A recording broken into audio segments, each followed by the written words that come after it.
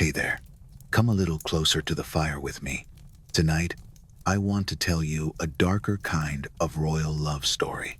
Not the polished, smiling kind you see in photographs, but the kind that lives in the seams of a crown, where the stitches pull tight and threaten to split. It begins with letters that were kept quiet for decades, folded and refolded until the creases became part of the paper itself. It begins with a gesture so small that it could have been mistaken for nothing at all.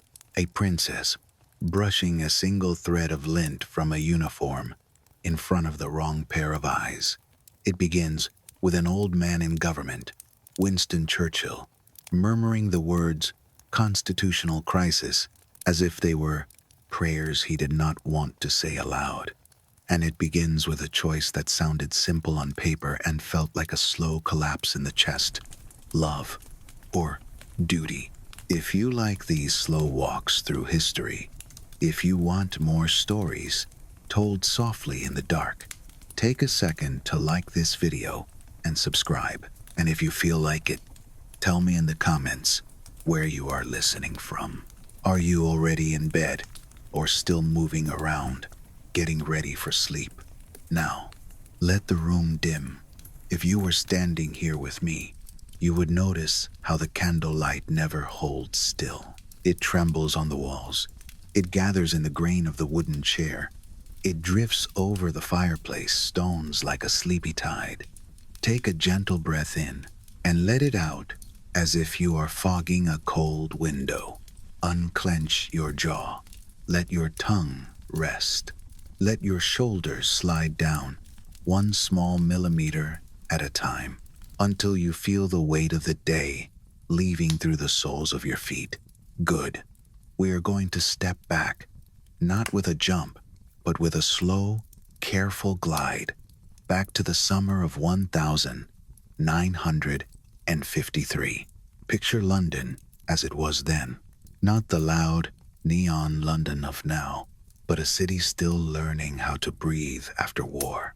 Rain that smells faintly of soot, stone that remembers smoke, and in the heart of it, Buckingham Palace, heavy and steady, with its gates and guards and routines that repeat like a lullaby. The same footsteps at the same hours, the same doors opening and closing with practiced quiet. The whole world is buzzing about a young queen, newly crowned, Elizabeth II, bright in the public imagination, almost like a storybook figure, a promise that things can be orderly, dignified, clean. But behind the palace walls, another story is moving, softer and sharper at once, like a thin blade hidden in velvet. Princess Margaret is 22, too young to be ancient, too old to be protected by childhood. She has grown up with cameras finding her even when she tries to be invisible, with strangers deciding what her smile means, with family rules that feel as fixed as the palace stones. And yet, in that year, something in her life has become intensely personal, a private gravity. His name is Peter Townsend. When you hear that name, I want you to imagine a man who does not belong to fairy tales. Not a glittering prince, not a jewel thief, not a flirt sent to the palace to steal hearts. He is a Royal Air Force officer, a war hero, a trusted servant of the royal household, the sort of man who has learned to be calm when the sky is not calm. During the war, when London shook, when bombs fell, and the city hid its lights, Townsend helped coordinate protection for Buckingham Palace. He knew danger. He knew duty. King George trusted him enough to give him a high role in the household, the kind of trust that is built slowly, on steady hands and steady nerves. So when Margaret looked at him, she was not looking at a stranger. She was looking at someone the family already believed in. And that is what makes the tragedy begin so quietly. Because there is one detail that, in 1953, is heavier than love. He is divorced. It sounds almost harmless now, like a label on a file folder. But in that era, inside that institution, it was a crack in the moral story the monarchy told the world. The Queen is the head of the Church of England. The Church, at the time, held divorce as a kind of public wound, something that could not be blessed the same way. And Margaret is not just any young woman falling in love. She is close to the throne, second in line at that moment. If anything happened to Elizabeth, it was Margaret who would step forward. So the question was not only, can she marry him? The question was, can the crown survive the optics of it? Can the nation accept a royal future tied to a man the church considered unsuitable? Honestly, I have always found it strange how institutions talk about love as if it were a policy memo, as if the heart can be negotiated, postponed, filed away. But that is how it sounded in the rooms where people made decisions. Margaret did not speak in policies. There were letters. Some were hidden, some were destroyed, some were tucked into private collections and kept there like embers under ash. And the ones that survived, as the story is often told, carried a kind of devotion that refused to be practical. The words were not a slogan, they were a confession. The sort of confession that makes a person feel both brave and afraid. Because once you say it, you cannot unsay it. The first sign, they say, appeared in the most public moment imaginable, the coronation. Imagine that day, not from the balcony where everyone cheers, but from inside the ceremony itself, where the air is thick with incense, and the fabric of robes slides against stone floors with a soft, patient sound. Candles burn in rows, their smoke threading upward like pale ribbon. Jewels catch the light and return it in tiny, cold flashes like distant stars. And in that sacred, choreographed space, where the world's gaze is fixed on Elizabeth, a few careful observers notice Margaret's gaze moving elsewhere, not wandering, not distracted, anchored. When you love someone secretly, the eyes do a strange thing. They behave as if they have their own memory. They return to the same point again and again, as if pulled by an invisible string. For a time, the palace and the press keep the secret quiet. It is hard to imagine now, with phones in every hand and lenses everywhere.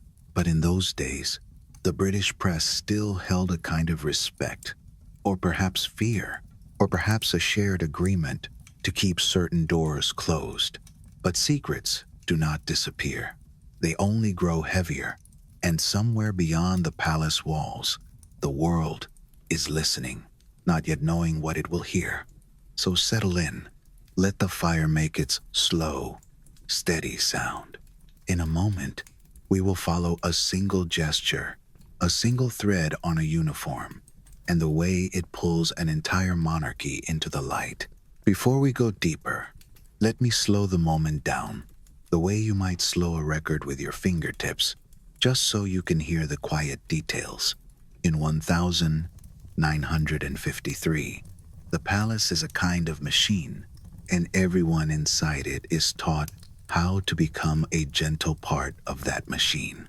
There are morning schedules that arrive on trays, like breakfast. There are uniforms brushed and checked, buttons aligned, seams smoothed. There are corridors that smell of old varnish and lemon polish, and the faintest trace of coal smoke drifting in from the city. And there is always the hush, that museum hush, like you are living inside a place people visit rather than inside a home. Princess Margaret has known that hush since she was small. If you picture her as a child, don't picture sweetness. Picture awareness.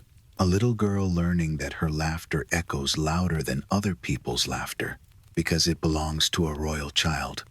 A little girl learning that a door held open for her can also be a door held against her.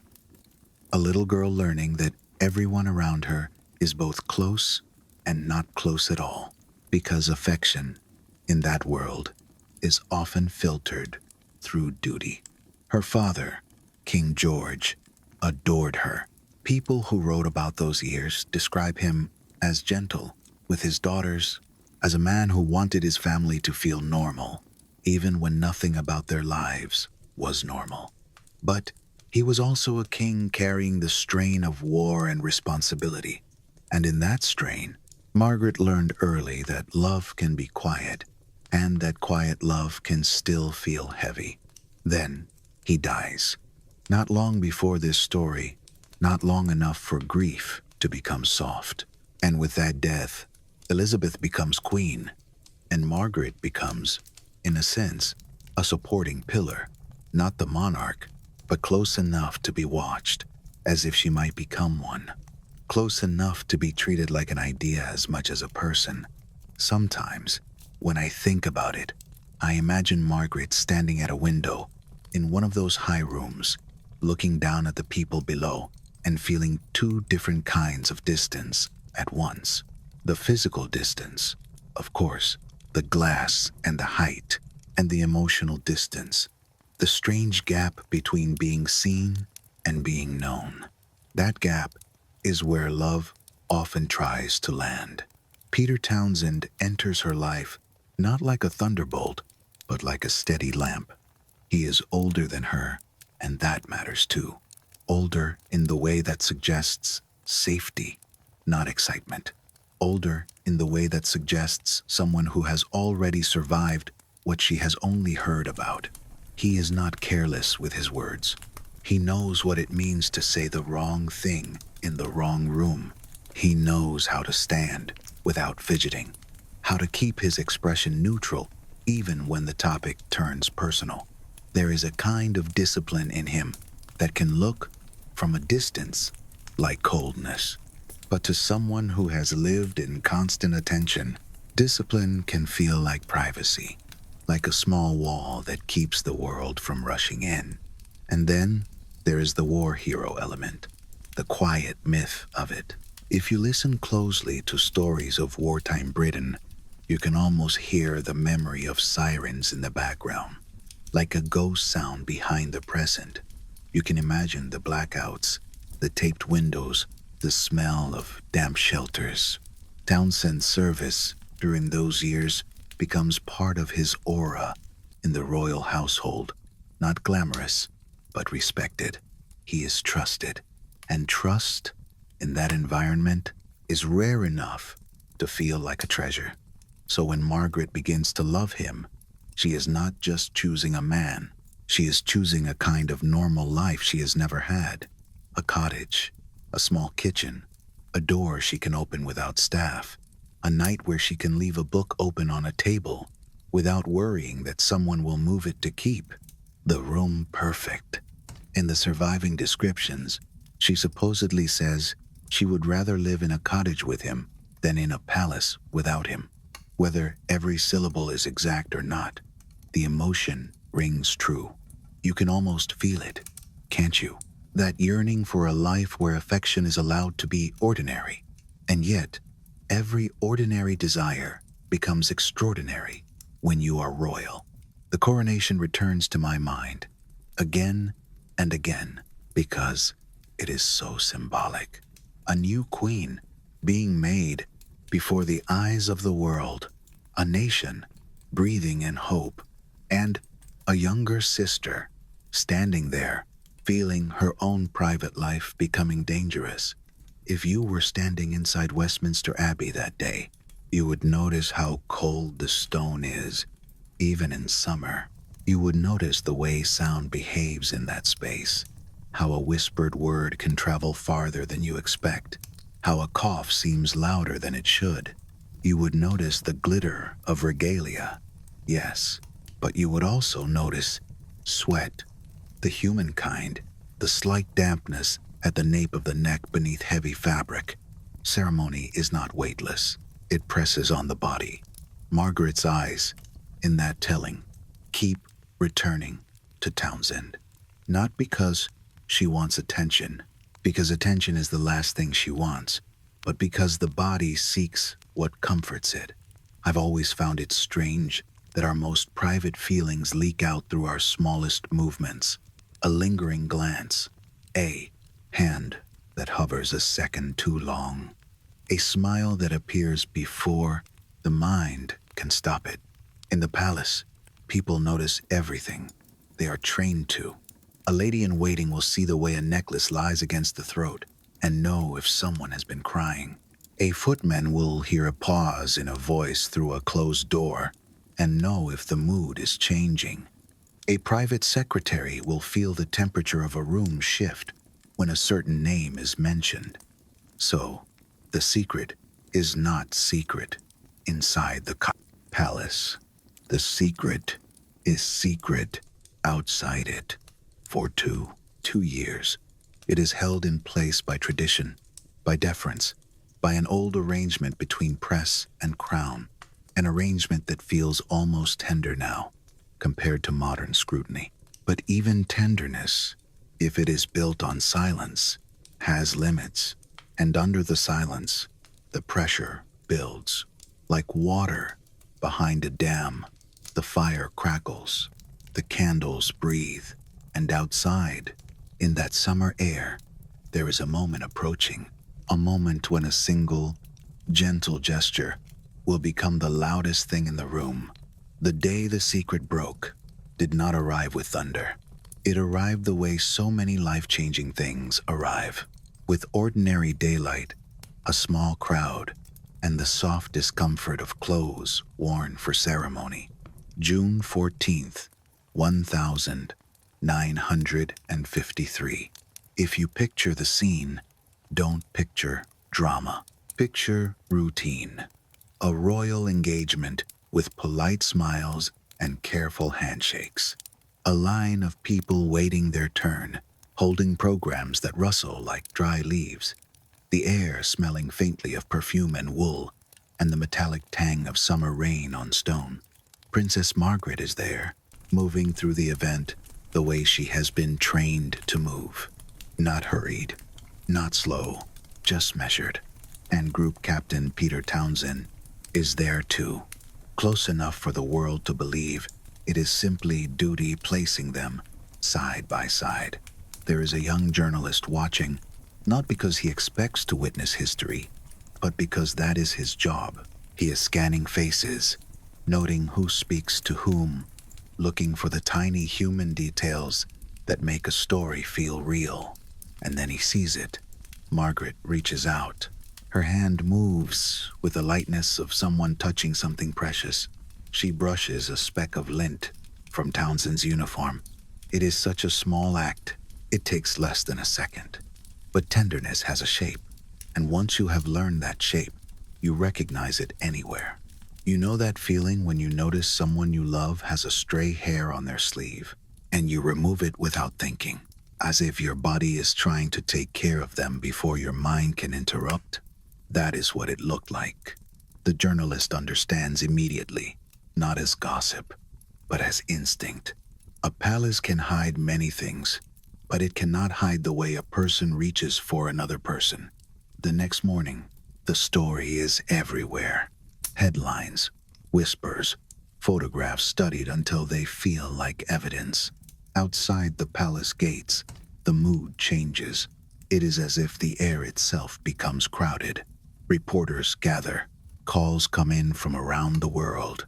The Commonwealth, still heavy with its old connections, has opinions, questions, worries, demands. It is strange, isn't it, how love can become public property when the people involved belong to symbols. Inside the palace, there are rooms where voices stay low and sentences turn careful. I imagine the sound of paper sliding across a polished desk, cabinet minutes, letters, statements drafted, crossed out, drafted again. Prime Minister Winston Churchill is furious, and not in a dramatic, theatrical way. more like a man who has seen enough history to recognize a crack in the foundation. He speaks of moral authority, of the crown's image, of a constitutional crisis. He is not wrong. From his point of view, the Queen is not only a sister, she is a role, a living promise to a nation that wants stability after chaos. And Margaret, in loving a divorced man, has stepped into the one place where stability becomes uncertain. What happens next is what institutions do best. They close ranks. The Archbishop of Canterbury announces, with a calm that feels like a locked door, that the Church cannot support such a marriage. Government officials make it clear that consequences would follow like a chain that cannot be broken. Titles, they say, gone. Income, they say, gone. A place in the line of succession, they say, gone. There is even talk of exile for years, as if love were a crime that requires distance as punishment. Imagine being told you must leave the country you were born to represent, simply to live beside the person you chose. Margaret is 22. That matters. She is old enough to understand what she might lose, young enough to believe that love should count for more than rules written long before she was born. Those close to her describe her as changing, as if something inside her begins to hollow out. She performs royal duties. She smiles. She stands where she is expected to stand. But the smile has less warmth. The posture has more effort. And at night, when the palace settles into silence, when the corridors breathe their slow drafts, she is said to cry herself to sleep. Why must I choose, she asks, between love and duty? Why can't I have both? I have heard versions of that question in so many lives, not only royal ones. The circumstances change, the uniforms change, the titles change, but the question stays, and it is always, in its own way, a lonely question. Townsend, for his part, is not a romantic villain and not a reckless hero. He is a man trapped by what he is and what he represents. A loyal servant who has become, without meaning to, a threat. They write to each other. Letters become lifelines. Ink becomes a place to breathe. Some scholars argue about what was truly said, what was destroyed, what was preserved, what was embellished later, and we can't be sure about every line. But the shape of it is clear enough. Two people trying to keep hope alive while an entire system presses down, gently but firmly, like a hand on the back of the neck. Then someone finds a clause in the law, the Royal Marriages Act, a narrow doorway in a wall. Margaret could wait until she turns 25. Then, with parliamentary approval, she could marry without the Queen's direct permission. It sounds like a solution. It sounds almost like mercy. So, they make a plan. Townsend will be sent away, officially for duty, to Brussels as an heir attaché, a respectable distance, a polite exile, and they will wait 2 years, a number that looks small on paper and feels endless when you count it in evenings and empty chairs and unsent touches. Picture the moment of departure, a car door closing, with a soft, final click, leather seats that smell of polish and restraint, Townsend's uniform folded around him, crisp, as if crispness could keep his life in order. The city outside the window, slipping by, in slow, gray strokes. And somewhere, not far away and yet impossibly far, Margaret, standing in a room with curtains drawn halfway, watching a street that does not know her heart is splitting. She might have held a cup of tea she cannot taste. She might have listened to the distant sound of footsteps and tried to pretend they were his. For the world, it is a scandal. For them, it is a quiet endurance. Every day, a letter. Every letter, a small ache. And as the months begin to stack, like dust gathering on a shelf, a different question starts to form beneath the first one. Not only can love survive duty, but what happens to a person when they learn to live without what they want most? Let's slow down again, because the days after a headline are not made of headlines. They are made of hours. Small, repeating hours.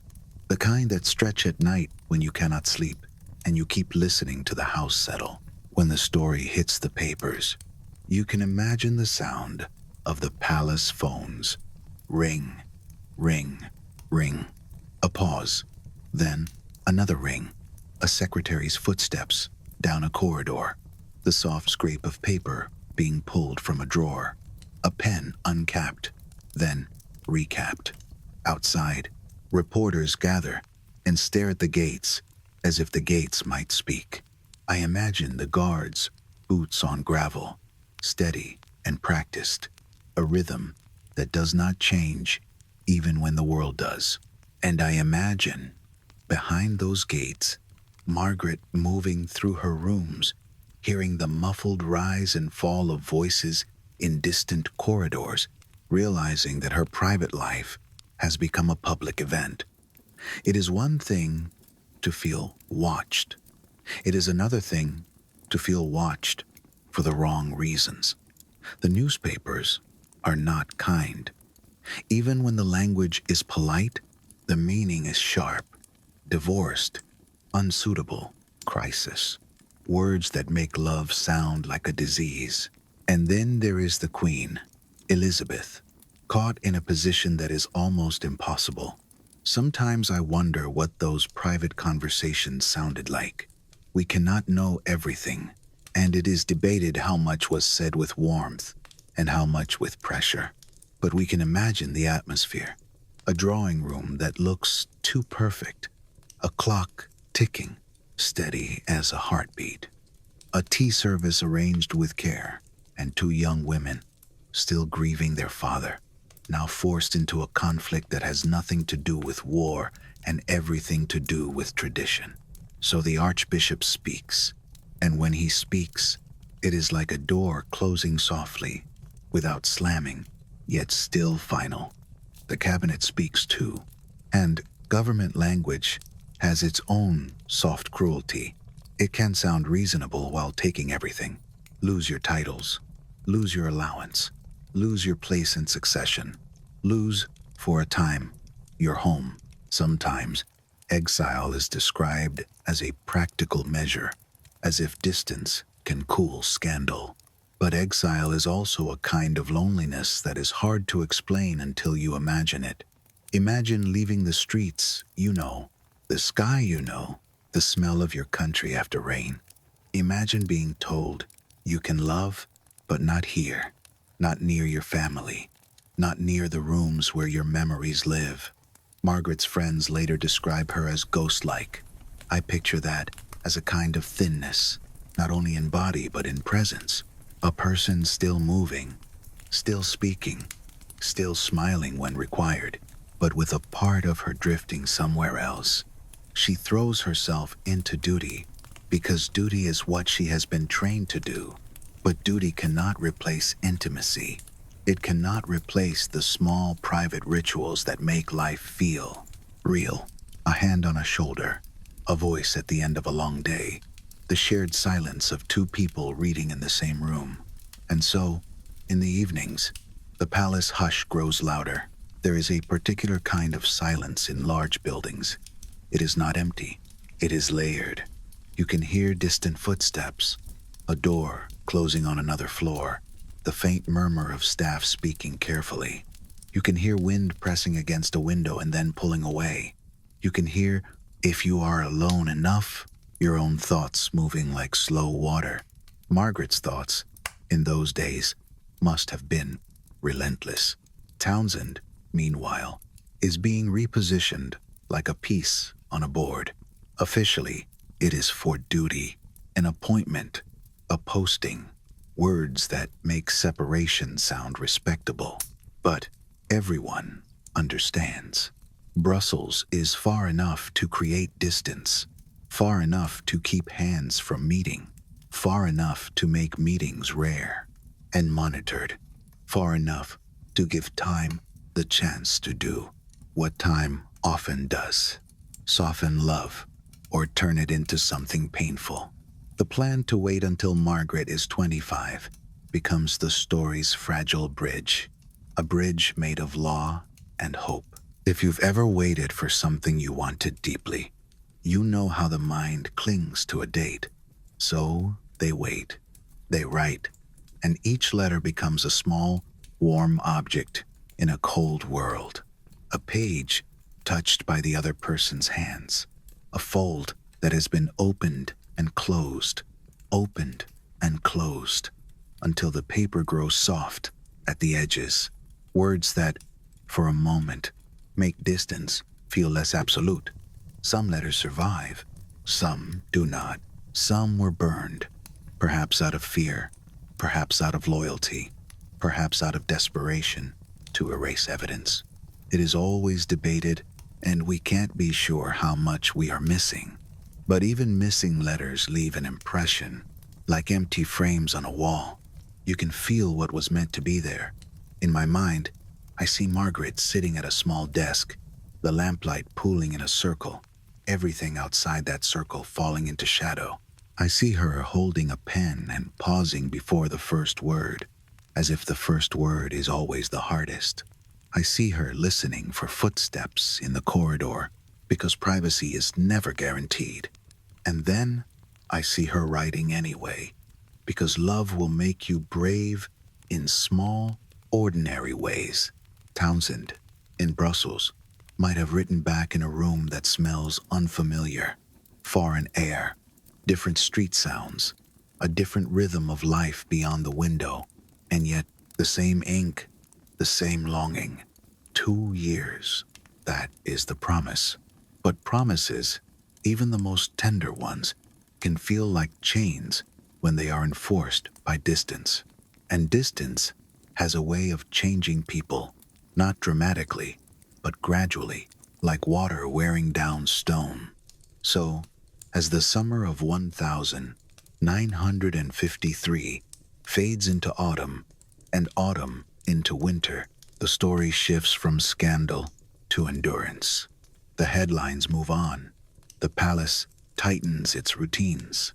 The world begins to treat the affair as a problem that will solve itself. But in the quiet rooms, the quiet hearts, the waiting continues. And somewhere inside that waiting, the next turning point is already forming, like a shadow at the edge of candlelight. Because when Townsend returns, when the law's doorway finally opens, Margaret will have to decide whether to step through it. And that decision will not be made in public. It will be made in a room so quiet you can hear a sleeve brush against a chair and a breath catch for just a second too long. October arrives the way it always does in England, with a thinner light and a cooler breath in the air. If you listen carefully, you can almost hear the season changing in the palace itself. The radiators clicking awake in the mornings, the soft drag of heavier curtains being drawn a little earlier each evening, the smell of rain settling into stone and wool. The world outside grows darker sooner, and inside the royal rooms, candles begin to feel less decorative and more necessary, like small islands of warmth in a widening sea of shadow. By then, Princess Margaret is 25, a number that should mean freedom, a number that, on paper, sounds like the unlocking of a door. For 2 years, she has lived with a peculiar kind of double life.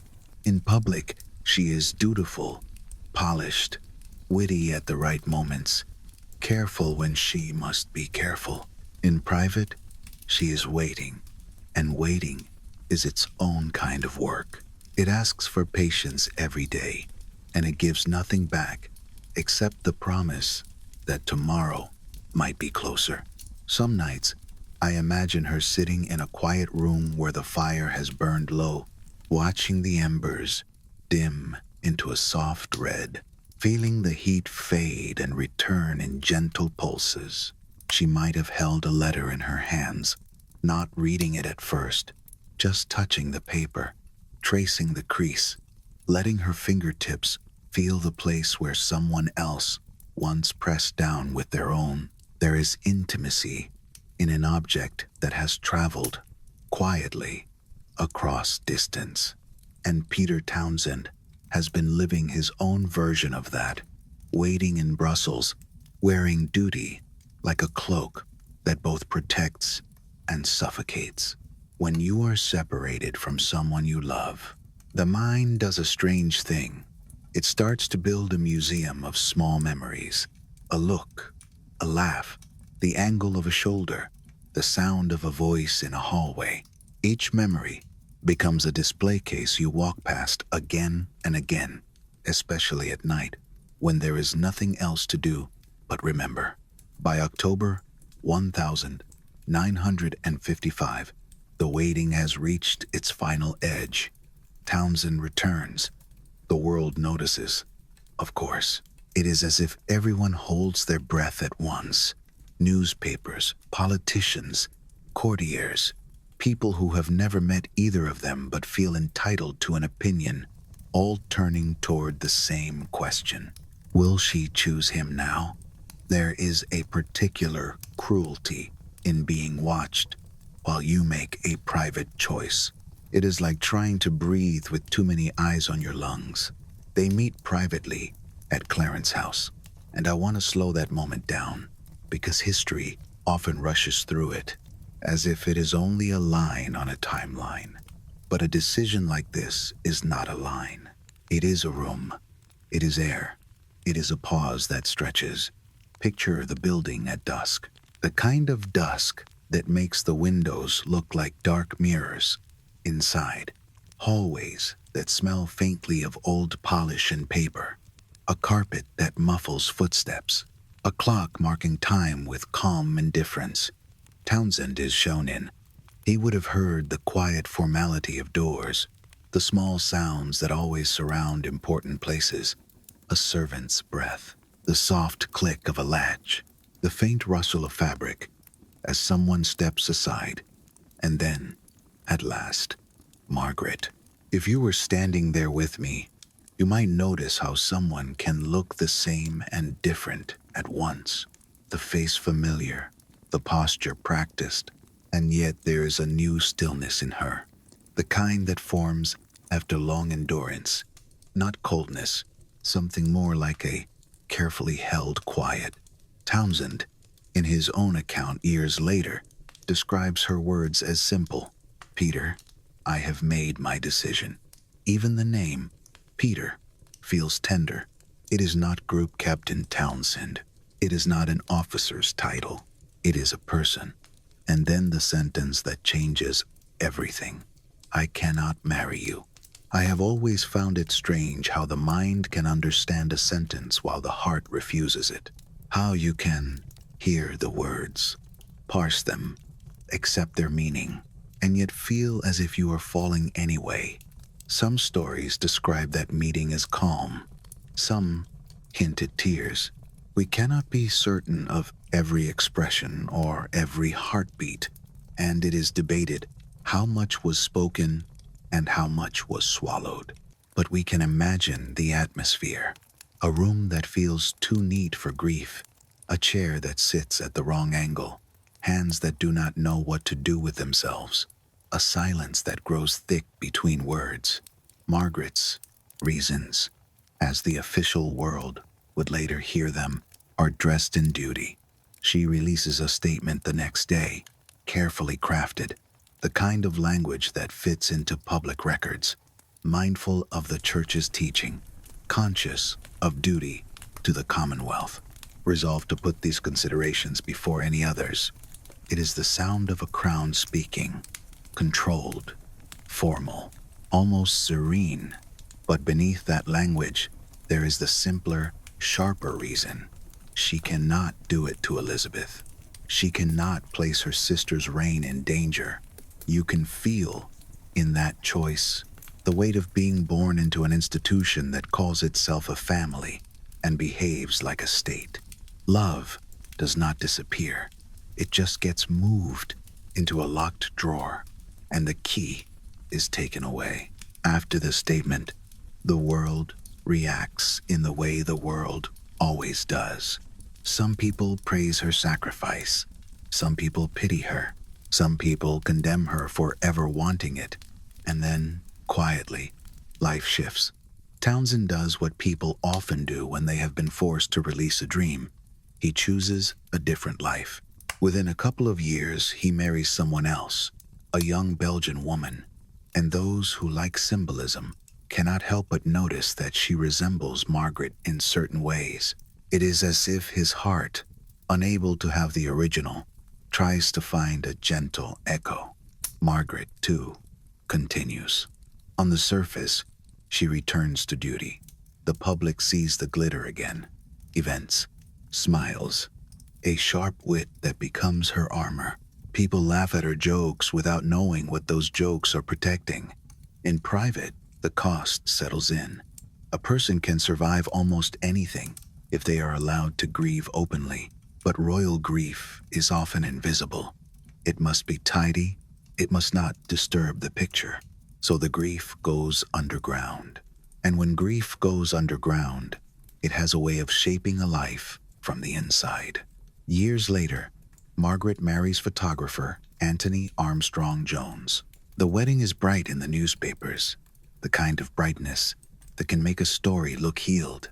But those close to the family, and those who watch quietly, often suggest that it is not the same kind of love. Companionship, perhaps, a reaching for normality, a desire for someone who will not create a constitutional crisis. You can hold someone's hand and still feel an older hand missing. And here is the cruel irony, the one history loves to place like a small stone in your pocket.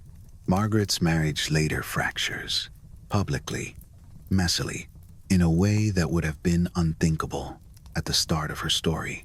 And in the decades that follow, the monarchy that once treated divorce as an unthinkable stain begins, slowly, reluctantly, to live with it. Other royal marriages break.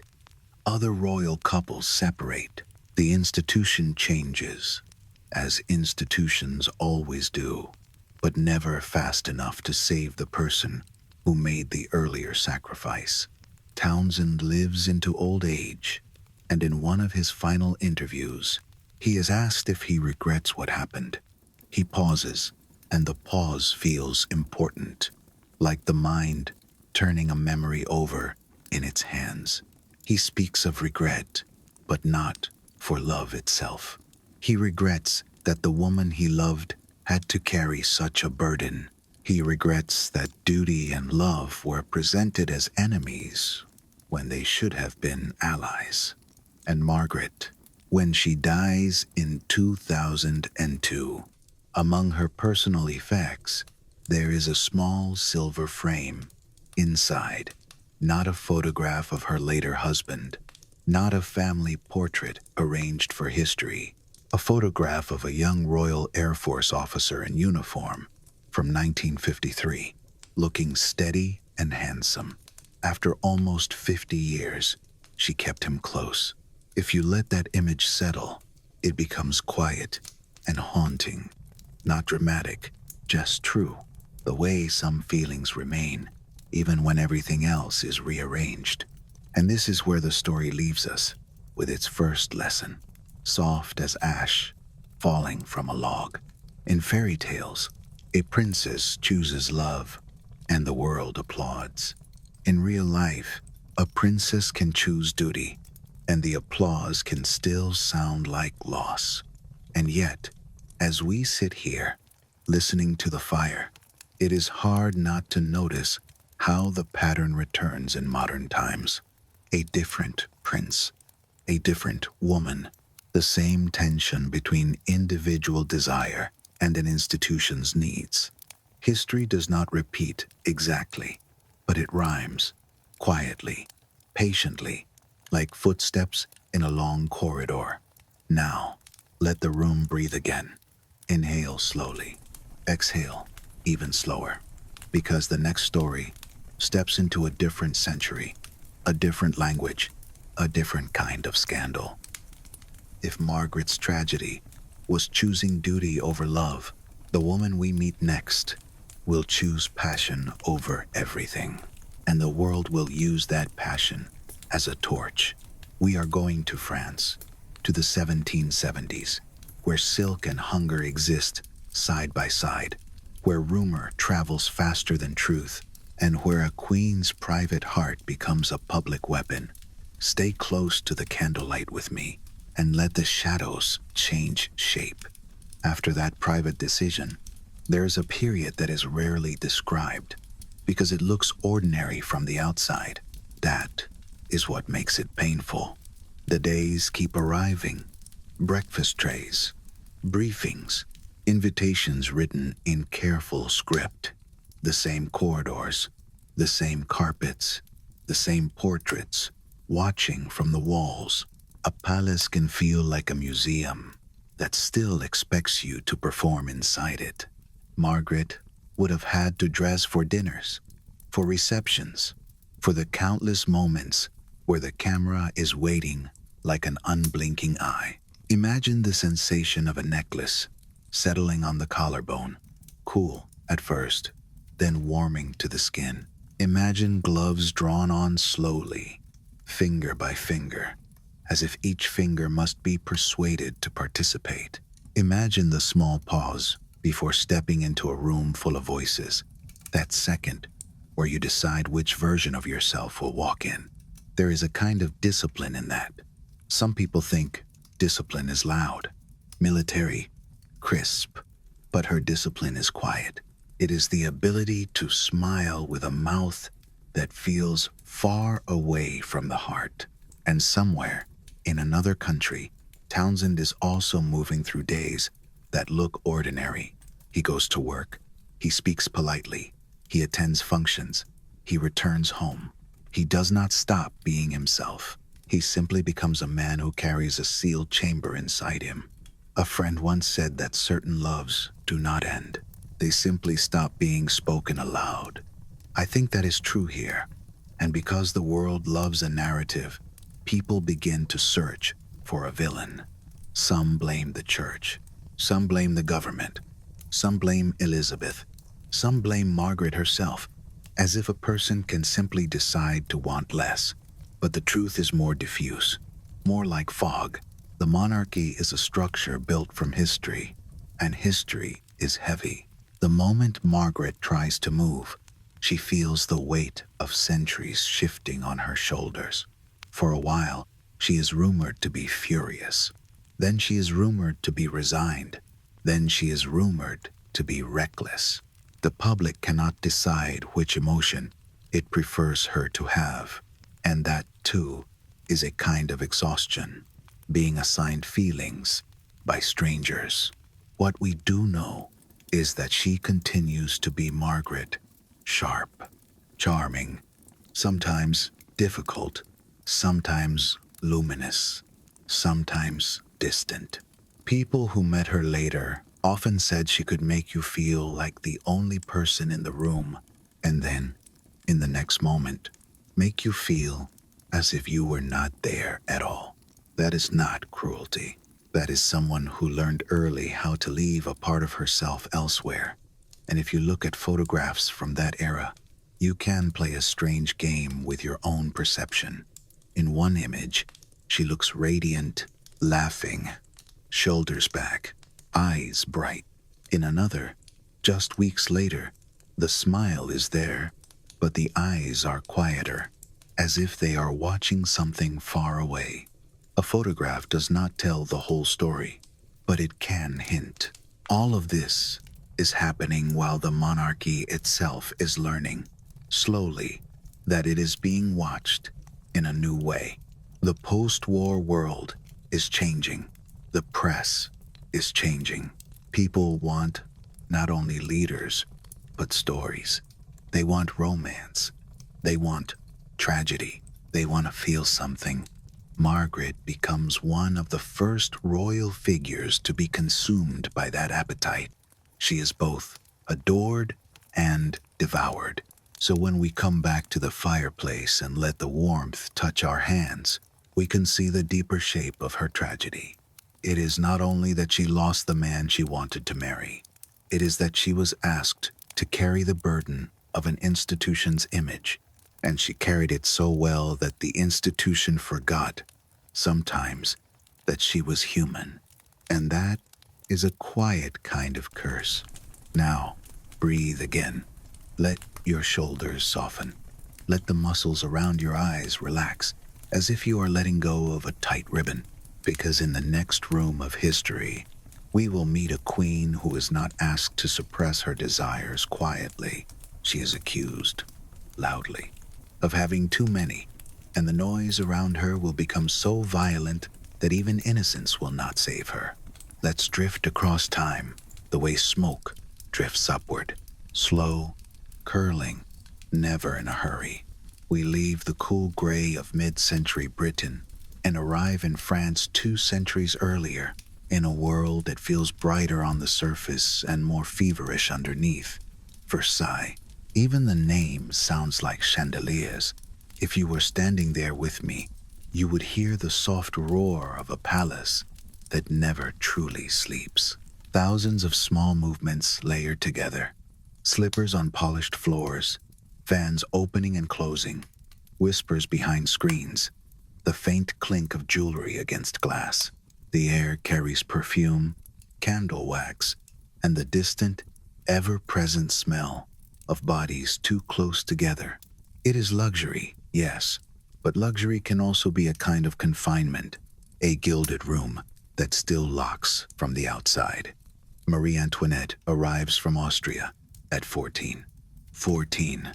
I want you to let that number settle. A child in a carriage, crossing borders, leaving behind the language she knows, the rooms she grew up in, the familiar rhythm of home. She is being delivered like a diplomatic gift, wrapped in silk and expectations. She is meant to marry the future King of France, Louis XVI, and become a symbol of alliance, a human treaty. But inside a symbol, there is still a person, and the person is lonely. Contemporary accounts describe the marriage as awkward, strained, delayed in the ways that matter privately. For years, the union is said to remain unconsummated, and whether every detail is exact has been debated by scholars. But the social consequence is clear. The court gossips, ambassadors report anxieties back to their governments, and Marie Antoinette feels herself turning into a public problem rather than a young woman. Imagine her in a vast room at night, the bed too large, the curtains too heavy, the candles burning down into puddles of wax. Imagine the silence after the last servant withdraws. A silence that does not feel peaceful. It feels watched. Her husband, in the stories told by memoirists and later historians, is shy, awkward, absorbed in his own interests, locks and keys, workshops, practical tasks. He is not a monster. He is simply not what a lonely teenager needs. So Marie Antoinette looks elsewhere for warmth. This is where rumor begins to lace itself through history. Affairs, secret meetings, love letters. Some scholars argue about how far these relationships truly went, what was consummated, what remained emotional, what became exaggerated by enemies. We cannot be sure of every intimate detail, and we do not need to be. The point is how the court and the public perceived her, and how perception can become a blade. One name rises like a flame in the record: Count Axel von Fersen, a Swedish nobleman, handsome, devoted, the sort of figure that later storytellers love because he looks like romance made flesh. In some accounts, he keeps a diary in code, a secret museum of his own feelings, later deciphered. In that diary he writes, as a man who believes he is living for her happiness. Whether every line is perfectly preserved or not, the emotional tone is consistent in the surviving fragments. Longing, devotion, the ache of distance. Marie Antoinette, they say, is not discreet in the way France expects its queens to be discreet. She dances with him too long. She grants private audiences. She breaks protocol in small ways that feel, to her, like breathing, and to her enemies, like evidence. And here is the crucial difference between a private scandal and a historical disaster. France is suffering. Bread prices rise, hunger spreads, unemployment swells. The country is strained by debt and by the costs of war. The palace, meanwhile, continues to glitter. If you have ever watched a candle burn in a dark room, you know how the flame can look enormous when everything else is shadow. That is what Marie Antoinette becomes, a bright target in a darkening nation. Her personal choices become political weapons. Pamphlets circulate, satirical drawings, songs, stories that grow more extreme each time they are repeated. They do not only accuse her of indulgence, they accuse her of betrayal. Foreign influence, they say, an Austrian who cannot be trusted, a woman who cares more for lovers than for France. Some of these accusations are unfair. Some are invented. Some are amplified beyond recognition. But when people are hungry, nuance does not feed them. A simple villain feeds the imagination better than complex truth. The diamond necklace affair arrives like a spark thrown into dry straw. It is one of those stories that feels designed for scandal. A necklace of staggering value. Con artists forged letters, whispered claims that the queen wanted it, that she tried to acquire it for someone close to her, that she was recklessly extravagant while the people suffered. Modern historians widely agree that Marie Antoinette was not the mastermind behind the fraud, and many argue she was essentially framed. But the public does not care. They have already been taught how to see her. The necklace becomes a symbol of everything they resent. And then there is the darker rumor that follows, the one that turns love into treason, that she is selling secrets, that her relationships with foreign men are not only romantic, but political. That pillow talk becomes espionage. It is debated, and evidence is often circumstantial.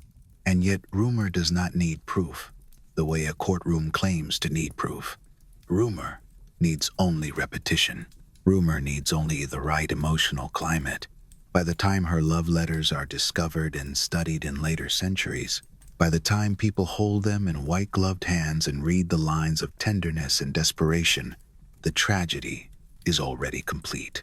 The letters reveal a woman trying to find a small pocket of happiness inside an impossible life. A woman who writes, in essence, that she exists through the tenderness of another. A woman who feels that without it, she cannot bear her existence. And then, history tightens. The revolution grows. The royal family becomes a captive symbol. There are moves, counter-moves, negotiations, and fear. Marie Antoinette tries to protect her children, tries to protect the crown, tries to protect the people she loves. She tries, in some accounts, to coordinate escape. The famous flight to Varennes in 1791 becomes another turning point, and it is often described as being planned through secret correspondence. Love letters, coded messages, logistics hidden inside intimacy, business mixed with the heart. It almost works, and then it does not. They are recognized, stopped, returned. After that, the public story hardens into something like inevitability. By 793. Marie Antoinette is put on trial. And here is the detail that always chills me, even when I try to say it softly. The prosecution focuses not on economics, not on the complexities of policy, not on the chaos of a collapsing world, but on her relationships, her alleged affairs, her alleged influence, the way a woman's private life becomes the easiest language for power to use against her. The transcripts of the trial preserve that emphasis, and modern readers often notice the imbalance. Questions about morality and intimacy take up more space than questions about governance. It is as if the court is trying to prove that she deserves punishment, not for what she did as a political figure, but for what she was as a woman who did not behave the way they wanted. She writes a final letter the night before she dies. In that letter, she speaks of dignity, of forgiveness, of the strange calm that can arrive when there is no longer any path forward. Accounts vary on exact phrasing, and translations shift the tone, but the essence remains. She refuses hatred. She acknowledges the world's judgment. She tries to meet the end without surrendering her humanity. On October 16th, 1793, she is executed. I will not paint it in sharp colors. We do not need that here. Imagine instead the sound of mourning in a city that has become used to spectacle. The cold air, the muffled shuffle of a crowd, the creak of wheels, the way a person's breath looks pale for a moment and then disappears. She is 37, and Count Fersen, the man whose name is woven through her story, is said to never recover. Diaries and later accounts describe a life that continues, yes, but without the old light, grief that becomes a permanent climate. Now, here is the question that history whispers at the edge of this tragedy. Would the French Revolution have happened without Marie Antoinette's scandals? Most scholars argue yes, or at least that the economic and social forces were too severe to be solved by one queen's virtues. Hunger and inequality are not created by a single romance, but her perceived affairs gave the revolutionaries something powerful, a face for their anger, a story simple enough to spread, vivid enough to repeat. This is why her tale feels both ancient and modern, because we still do this. We still take a powerful woman's private life and use it to judge her entire public worth. We still turn intimacy into accusation. We still confuse rumor for truth when we are emotionally ready to believe it. So as you rest here with me, with the candlelight trembling and the fire breathing, let that lesson settle softly. Marie Antoinette chose passion in a world that demanded symbolic purity. And whether she truly broke every rule her enemies claimed she broke, her image was used against her until image became fate. But the next woman we meet will do something very different. She will not let romance control her story. She will make romance part of her strategy. We are going to Russia, to an empress who turned lovers into instruments of statecraft, who refused to apologize for desire, and who ruled with a mind sharp enough to cut through gossip. Stay close, let the room remain dim, and let the next century open like a heavy door that swings without a sound. Before the revolution closes around her, there is a middle period that feels almost like a dream, and dreams can be dangerous when a nation is awake and hungry. Marie Antoinette tries to build a small pocket of privacy inside Versailles, the Petit Trianon, a quieter retreat with garden paths that curve softly, roses that hold their scent even in damp air, and little rooms where voices can drop to a whisper. She walks there in simpler clothes, without the full weight of ceremony, as if she could be a young woman instead of a symbol. To her, it must have felt like relief. To her critics, it looks like contempt. They mock her hair, her fashions, her spending, sometimes with accuracy, sometimes with wild exaggeration. But even her attempt to breathe is treated as evidence. In a court where everything is watched, even privacy can be interpreted as insult. And then the glittering world begins to shake. Bread grows scarce. Anger grows close. The royal family is brought from Versailles to Paris, and the air changes. Less perfume now, more smoke, more sweat, more shouting that rises like heat from a crowd. When they are imprisoned in the temple, the shift is brutal, without needing any sharp description. The stone is colder, the light thinner, the hours more exposed. Privacy becomes something remembered rather than lived. Marie Antoinette is separated from her son, and that kind of loss does not need spectacle. Imagine pressing your palm to a wall and feeling only cold in return. Imagine hearing a small sound behind stone and not being allowed to answer. By the time the trial arrives, the questions are not only about politics. They circle her private life again and again, as if intimacy itself is the charge. It is a way to reduce her, to make destruction easier. And still, witnesses describe her as composed in the end, not because she felt nothing, but because she learned how to hold fear like a candle in cupped hands. Afterward, the myth expands in opposite directions. Monster, martyr, both too simple. The real shape is quieter. A young girl turned into a treaty, a lonely woman reaching for tenderness, a nation collapsing under forces far beyond one person, a public choosing the easiest story. Now, breathe. Let your shoulders drop, because the next woman in our night will refuse to be reduced by rumor. We are going to Russia, to an empress who turns lovers into strategy, who answers gossip with authority, and who rules as if winter itself is listening. If the palace at Versailles felt like perfume trapped under glass, Russia feels like cold air with teeth, even when you speak of it softly.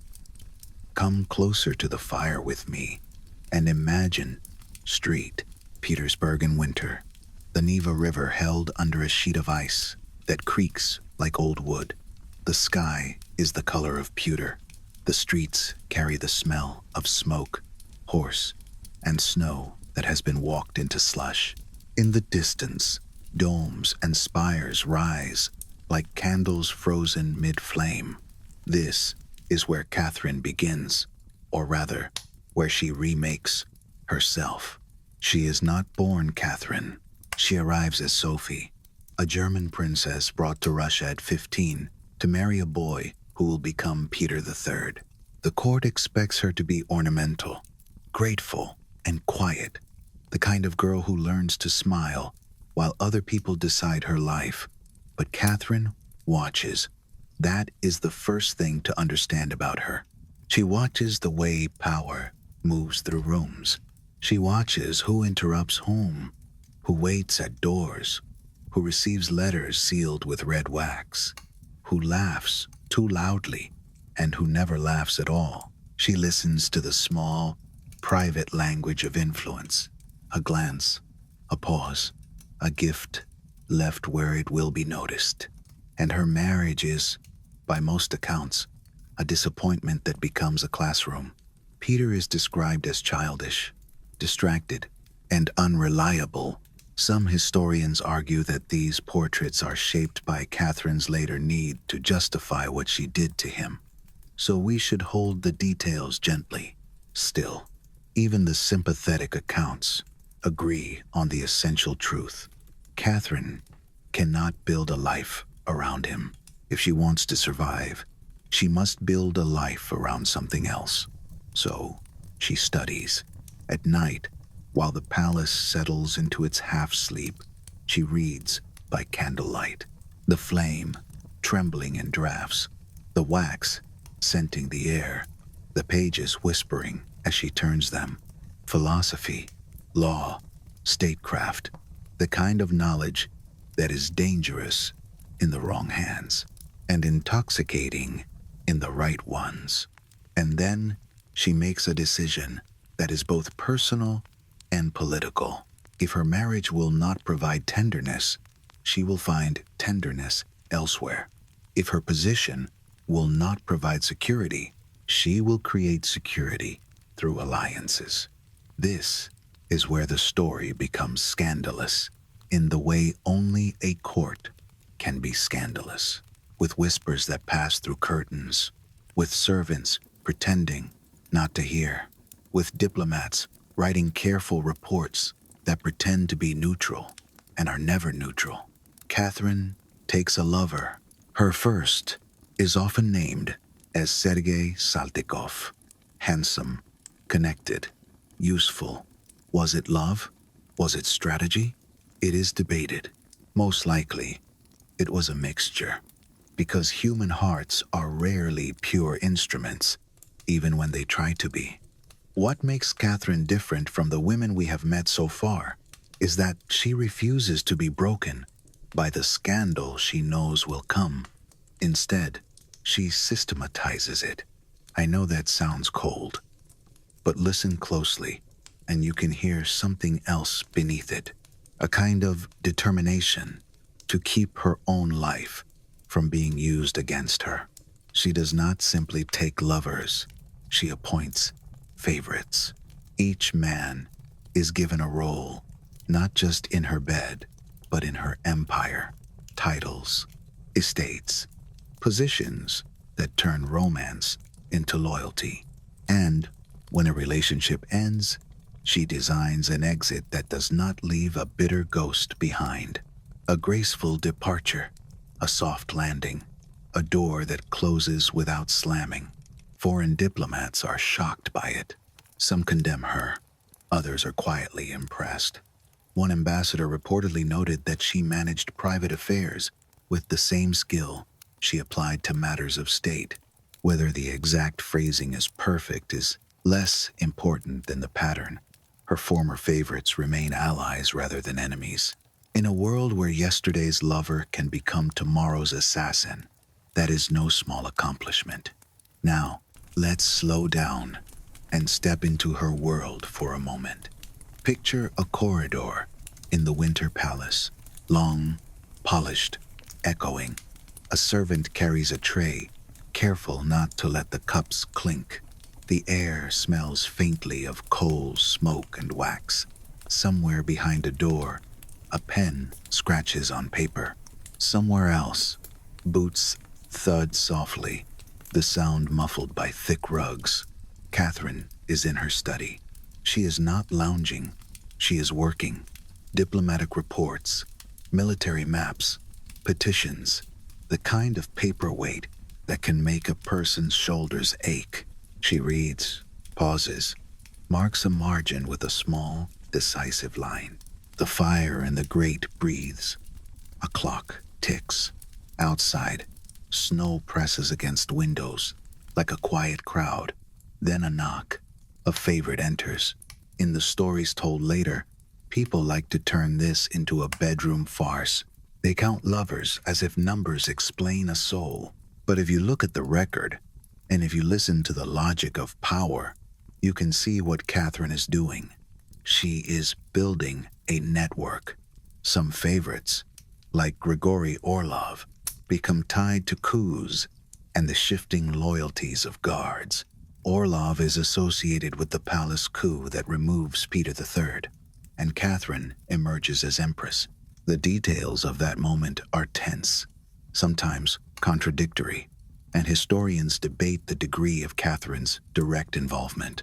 But the outcome is undeniable. Peter is gone. Catherine rules, and then comes Potemkin, the name that feels like a whole chapter by itself. A partner, a co-architect, perhaps even a co-ruler. in spirit. Their relationship changes form, according to many accounts, without losing its usefulness. The romantic heat cools into friendship, into collaboration. He helps expand the empire. Crimea, the Black Sea, new cities, new ports, new maps that make Europe blink. Here is the part that always makes me pause. When you read about Catherine's reign, the lovers are the gossip, but the outcomes are the history. During her decades in power, Russia grows, territory expands, administration tightens, education and culture are reshaped. She corresponds with Enlightenment thinkers, arguing philosophy as if she is not also controlling armies. And when critics call her immoral, she answers, in essence, that cold hearts make tyrants. Some scholars argue that she used flirtation to distract foreign eyes. Others suggest she simply refused to be shamed. Both can be true. Sometimes, a woman survives by making the accusation useless. If you are going to be called scandalous no matter what, you might as well turn scandal into armor. There is also the story that her enemies tried to nail onto her legacy like a crude sign. The infamous death rumor. You may have heard it, the grotesque tale involving a horse. It is widely regarded as propaganda, invented to reduce her to a caricature and to punish her, even in memory, for refusing to be small. The more credible accounts describe a stroke, an illness, a human death like any other, with doctors and attendants, and the quiet closing of a life. Her last hours, by these accounts, are not theatrical. They are private, the body finally insisting on rest. And even here, if you listen, you can hear the motif returning: candlelight, dust settling on books, breath slowing, time shrinking down to a single room. Catherine dies in 1796, and the empire continues, shaped by the decisions she made, for better and worse. Now, I want you to notice the contrast between her and Marie Antoinette. Marie's affairs, real or rumored, become a weapon used against her. Catherine's affairs become a weapon she uses. One loses control of her narrative. The other writes her own rules so boldly that the gossip cannot fully contain her. But even Catherine, for all her strength, lives in a world that punishes women who do not submit. The difference is that she turns punishment into fuel, and that, perhaps, is why her enemies kept trying to stain her memory. If they could not stop her in life, they could at least try to shrink her afterward. Now, let's let the room fall quiet for a moment. Hear the fire settle. Hear the soft crack of a log shifting. Imagine, far away, the sound of ice moving on a river. Because the next story will take us to England, to a queen who did not have Catherine's freedom to design exit strategies. Anne Boleyn will be accused with words so thin they feel like mist. And yet those words will be heavy enough to cut a life in two. We will follow an intercepted message, the kind of thing that looks harmless until power decides it is dangerous. We will step into the tower, where stone holds cold like a memory, and we will feel, gently, the hush that arrives when a woman realizes the game was never meant for her to win. For now, breathe slowly. Let your jaws soften. Let the back of your neck relax. And let the candlelight of Russia fade into the gray English dawn that is waiting for us just beyond the corridor of time. Honestly, courts feel less like buildings and more like breathing animals. Hallways inhale secrets and exhale rumors. Catherine learns to move inside that creature without letting it bite. She walks with measured steps, tap, tap, on polished floors, feeling eyes follow her like drafts. She finds small pockets of privacy anyway. A window alcove where curtains smell of dust and cold cloth. A corner of the library where leather bindings breathe out their dry, woody sweetness. At night, she reads by candlelight until her vision blurs, then pauses, listening to the fire settle, letting the silence teach her patience. When she begins writing to famous thinkers, it is not just vanity. It is companionship made of paper, seals cooling on wax, letters traveling over wet roads, replies returning weeks later, as if the world itself is answering her. And then, the air in the palace changes, not with trumpets, with small shifts. A servant adds a title. A courtier waits for her glance before speaking. A guard straightens. These tiny movements gather into something larger, a quiet tide. When Peter is removed and Catherine is proclaimed, the moment is both swift and exhausting. Boots on stone, cold air with a metallic edge, oaths spoken too loudly. Catherine holds her body still, because power requires a face that does not confess fear.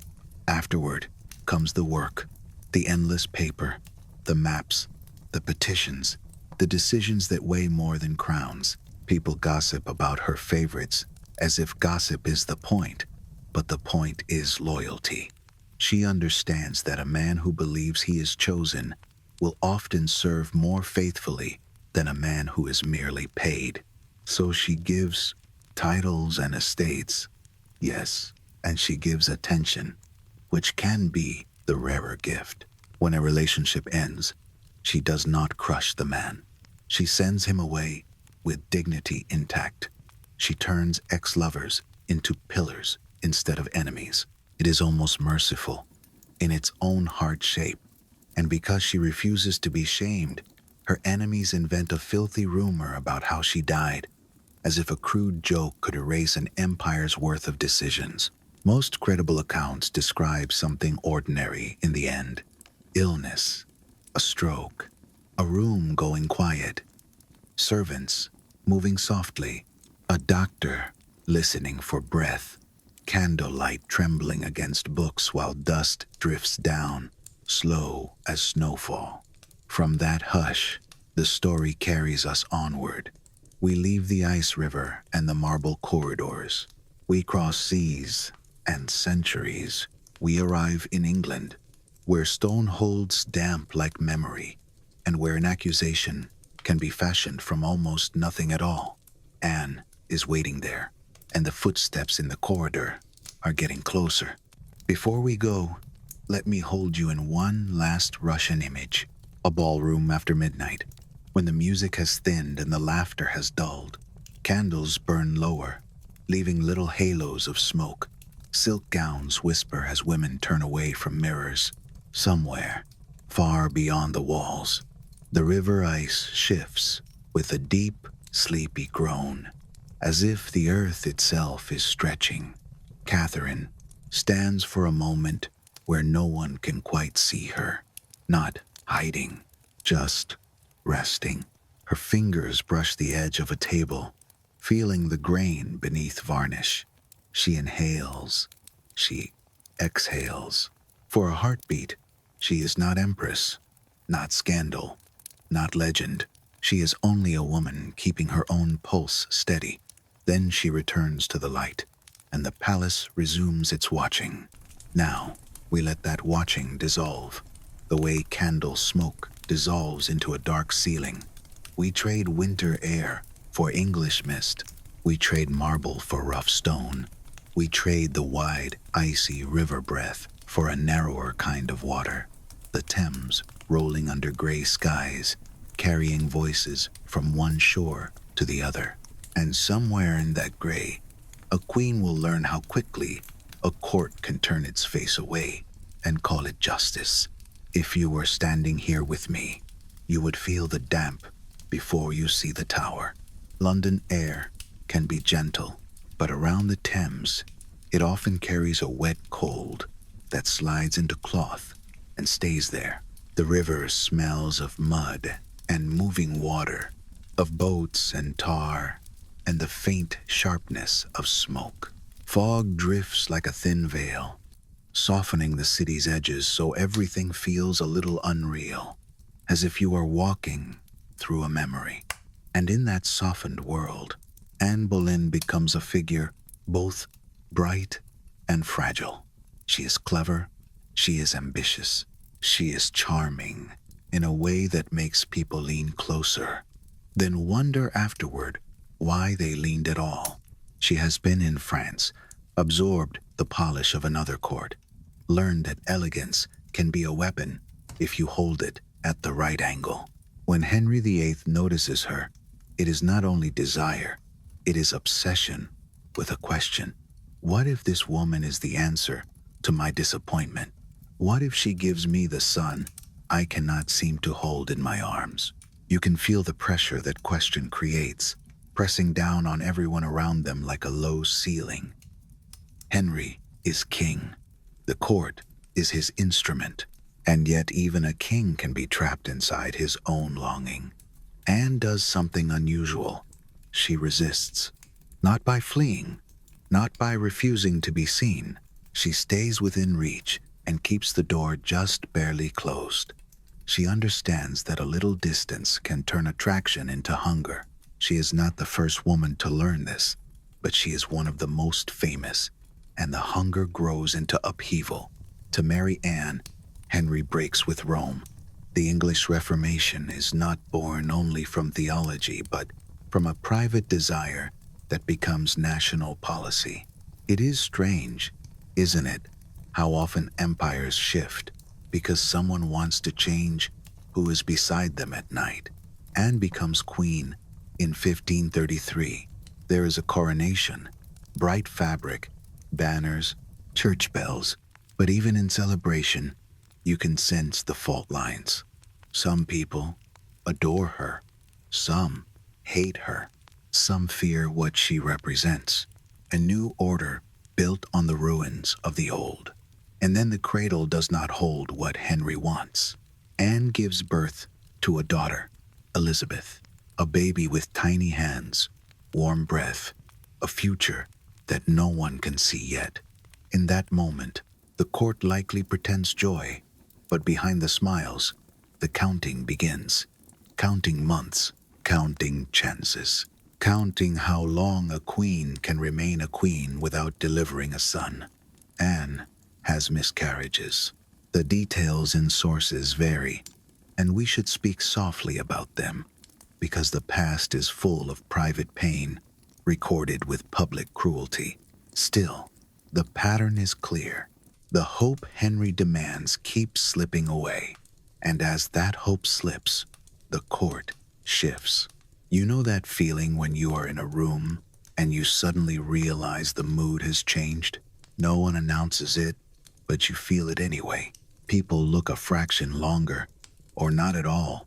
Conversations pause when you approach. Compliments arrive thinner. Even the air seems different. Anne feels that, and she is not alone. There is another woman in the picture now, Jane Seymour, quiet, where Anne is sharp, obedient, where Anne is defiant. The contrast becomes a story the court tells itself, a story Henry begins to believe. Now, this is where the darkness of the tale often gets loud. Let's keep it hushed, because Anne does not simply fall out of favor. She is pushed. An accusation appears, then another, as if someone is laying stones across a river, building a path toward her destruction. Adultery, incest, treason. The charges are shocking, and many historians argue they were fabricated, or at least heavily manipulated. The evidence seems thin. The timelines strain. The names pulled into the accusations, men like Mark Smeaton, Henry Norris, Francis Weston, William Brereton, and Anne's own brother George, are swallowed by the same storm. In a court, truth can be less important than usefulness, and Anne's usefulness has ended. Imagine the day she is arrested. She is at Greenwich, or perhaps another palace, depending on the account, surrounded by walls that once felt safe. A messenger arrives. Words are spoken that do not quite make sense at first. There is a pause where Anne's mind tries to fit them into a shape that is familiar. Then the shape snaps into place. The queen is to be taken. Think of the small physical details, the weight of her clothing, the pull of a sleeve as she turns, the sound of footsteps behind her, the kind that do not belong to friends, the smell of stone and river air as she is brought toward the tower by barge, water slapping softly against wood. The tower rises, gray and calm, as if it is merely a building, but it is a mouth. It has eaten many lives. Anne enters and hears the door close. Not a slam, a firm, final click of iron. She is taken to rooms once used by queens, awaiting coronation, which is a cruel symmetry. The same place that can hold a beginning can also hold an ending. She tries to keep her dignity. She speaks with a brightness that some accounts describe as almost strange, laughter arriving in the wrong places. Trauma does that. When the mind cannot bear the weight, it reaches for any rope, even if the rope is humor. There is the story of an intercepted message, a note, a conversation, a phrase that can be twisted, something about looking for a remedy, something that becomes, in hostile hands, a confession.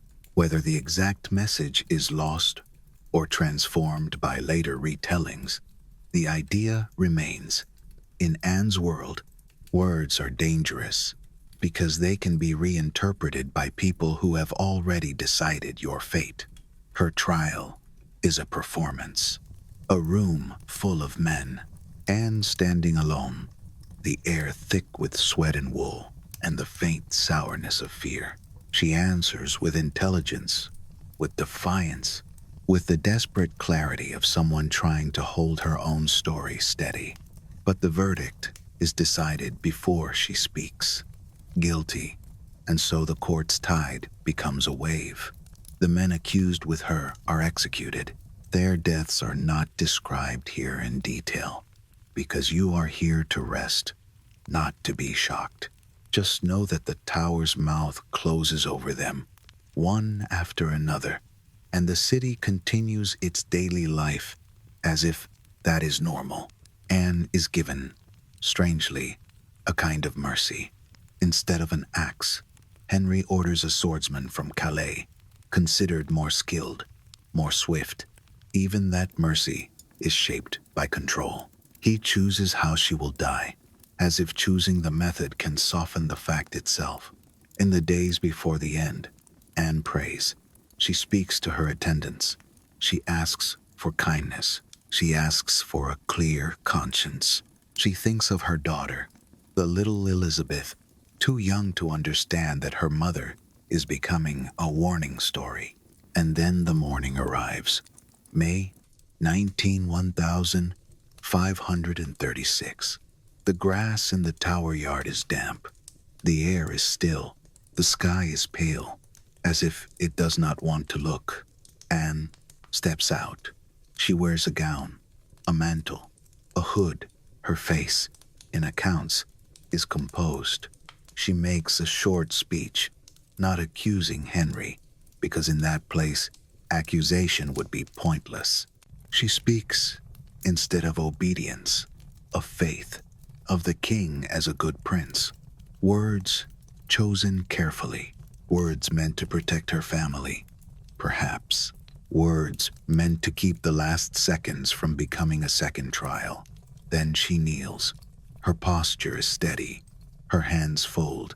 She asks for forgiveness, and she offers it. The blade falls, swift, and the yard goes quiet. There is no thunder, no cosmic sign, just a life ending and the world continuing, and a child far away whose future will be shaped by the absence. Anne is buried quickly, without a proper marker, in the chapel of St. Peter at Vincula.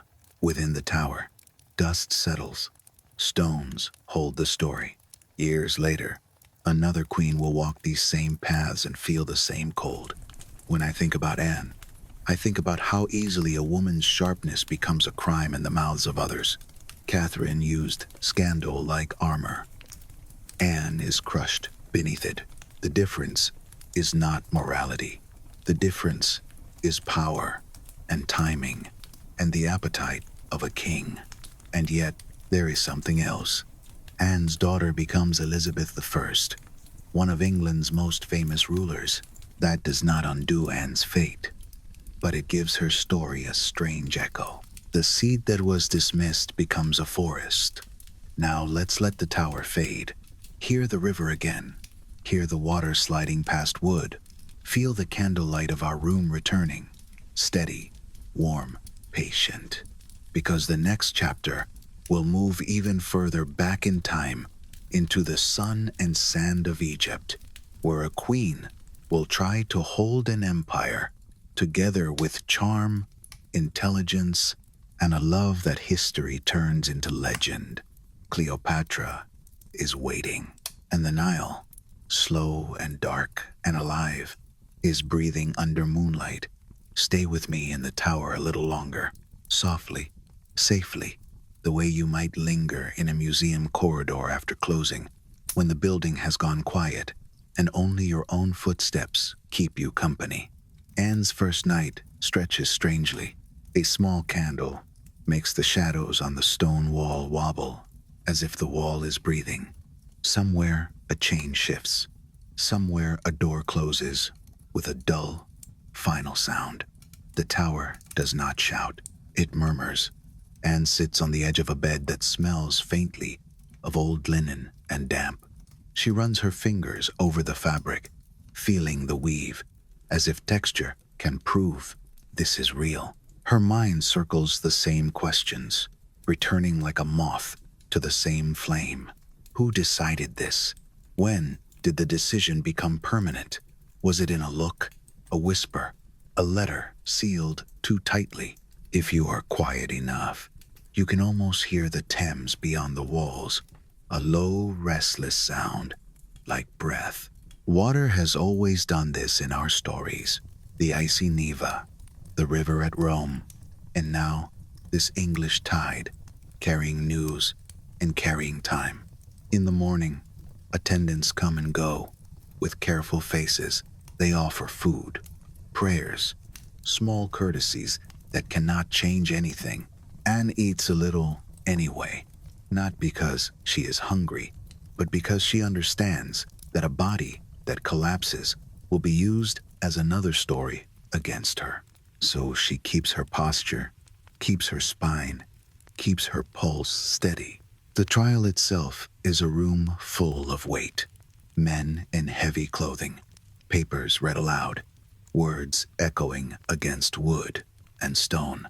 Each sentence lands like a small stone dropped into still water, ripples spreading even when no one admits they feel them. Anne answers with quick clarity, a mind trained to dance in conversation. But the floor beneath her is not a dance floor. It is a trapdoor, and everyone knows it is already open. When the verdict is spoken, there is a brief stillness afterward, the stillness that arrives when even the victors sense what they have just made possible. If a queen can be declared guilty on command, then guilt is not a moral state. It is a tool. Back in her rooms, Anne asks practical questions. Will she confess? Will she receive the sacrament? Will she see anyone she loves? When the grand drama collapses, what remains are small needs: water to drink, hands to hold, a clean cloth, a chance to speak to God, or to herself, or to the silent stone. Then she hears about the swordsman from Calais, and the end becomes scheduled. A man with a skill, and a time, and an order. On the final evening, the candle burns low. Wax pools. The air is thick with smoke. In the pauses between breaths, you can hear the smallest sounds. A sleeve brushing fabric, a foot shifting, the faint tick of a clock somewhere in the tower, as if time itself is tapping its finger on the table. Dawn arrives gently. Light seeps in, gray and thin. Birds call from somewhere beyond the walls, careless and alive. The river continues. The city wakes. Life insists on itself. Anne dresses. Cloth settles on shoulders. Pins are set. A hood is adjusted. Each small action becomes enormous because it is one of the last. You can stretch a single breath through a whole minute when you know there are not many breaths left. Then she walks, shoes on stone, footsteps, footsteps, footsteps. Outside, in the damp yard, she meets the air as if meeting an old acquaintance. She speaks, she kneels, the end arrives. Afterward, dust settles. Stones hold the story. Years later, another queen will walk these paths and feel the same cold. And now, as we let Anne's story soften into the background, feel your own room again. The fireplace, the safe warmth, the candlelight that is ours, not the tower's, the gentle rhythm of your breath. Because the next river will not be the Thames, it will be the Nile, and the air will be warm, and the night will smell of reeds and water and distant salt from the sea. Cleopatra is waiting there. The air changes when we leave London. It is as if the fog loosens its fingers and the world exhales.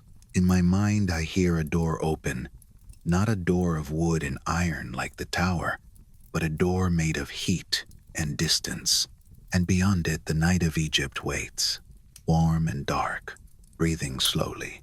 If you were standing here with me, you would smell the Nile before you saw it, a thick, living scent.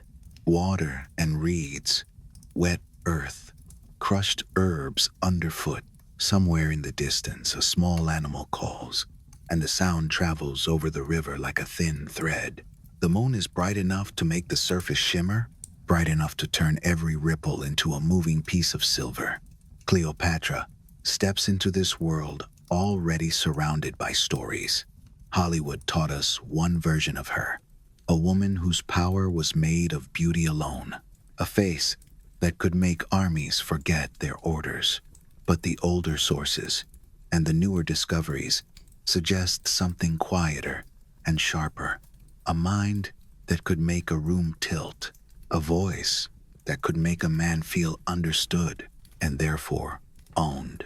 Some scholars argue that Cleopatra was not the kind of beauty later artists imagined. Coins from her reign show strong features, a profile that looks more scholarly than delicate.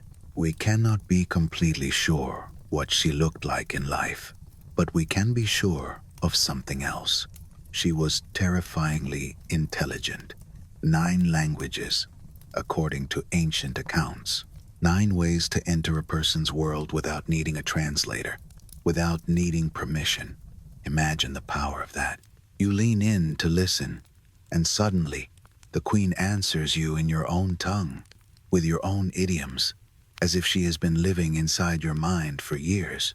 When Cleopatra inherits the throne of Egypt, she is young, and the politics around her are older than memory. The palace is not a home. It is a maze where every corridor leads to a bargain, a betrayal, a temporary alliance that will expire the moment someone finds a better offer. So Cleopatra learns the same lesson Catherine learned in Russia. Power is not a single thing. It is a web. Now, let me slow the first meeting. Julius Caesar arrives in Egypt in 48 BC, a man made of victories and wounds. He expects the East to greet him like a trophy. Instead, he finds Cleopatra. The most famous detail is the carpet, or the bundle, the dramatic entrance. Some sources describe her being smuggled into his quarters, rolled in cloth. Later historians debate exactly how literal this is, but the point remains.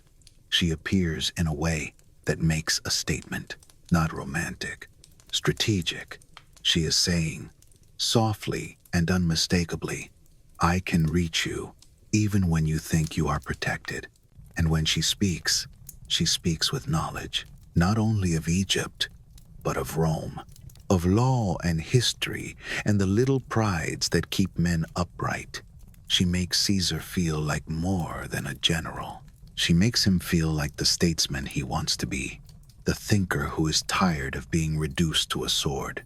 They spend the winter in Alexandria, and the world watches with narrowed eyes. Cleopatra does not just charm Caesar. She uses the attention as a shield and a lever. Egypt's stability becomes tied to her personal connection with the man who could destroy it. Papyrus records suggest trade revenues rising during her reign, a quiet sign that behind the romance is administration. Coin, grain, ships coming and going in the dark. Then Caesar dies, assassinated in Rome. And here is where Cleopatra's story becomes colder, in the way deep water becomes cold. She does not collapse. She calculates. Within months, she turns her gaze to Mark Antony, a different kind of man. Where Caesar is controlled, Antony is hungry. Where Caesar is measured, Antony is impulsive. Cleopatra changes shape.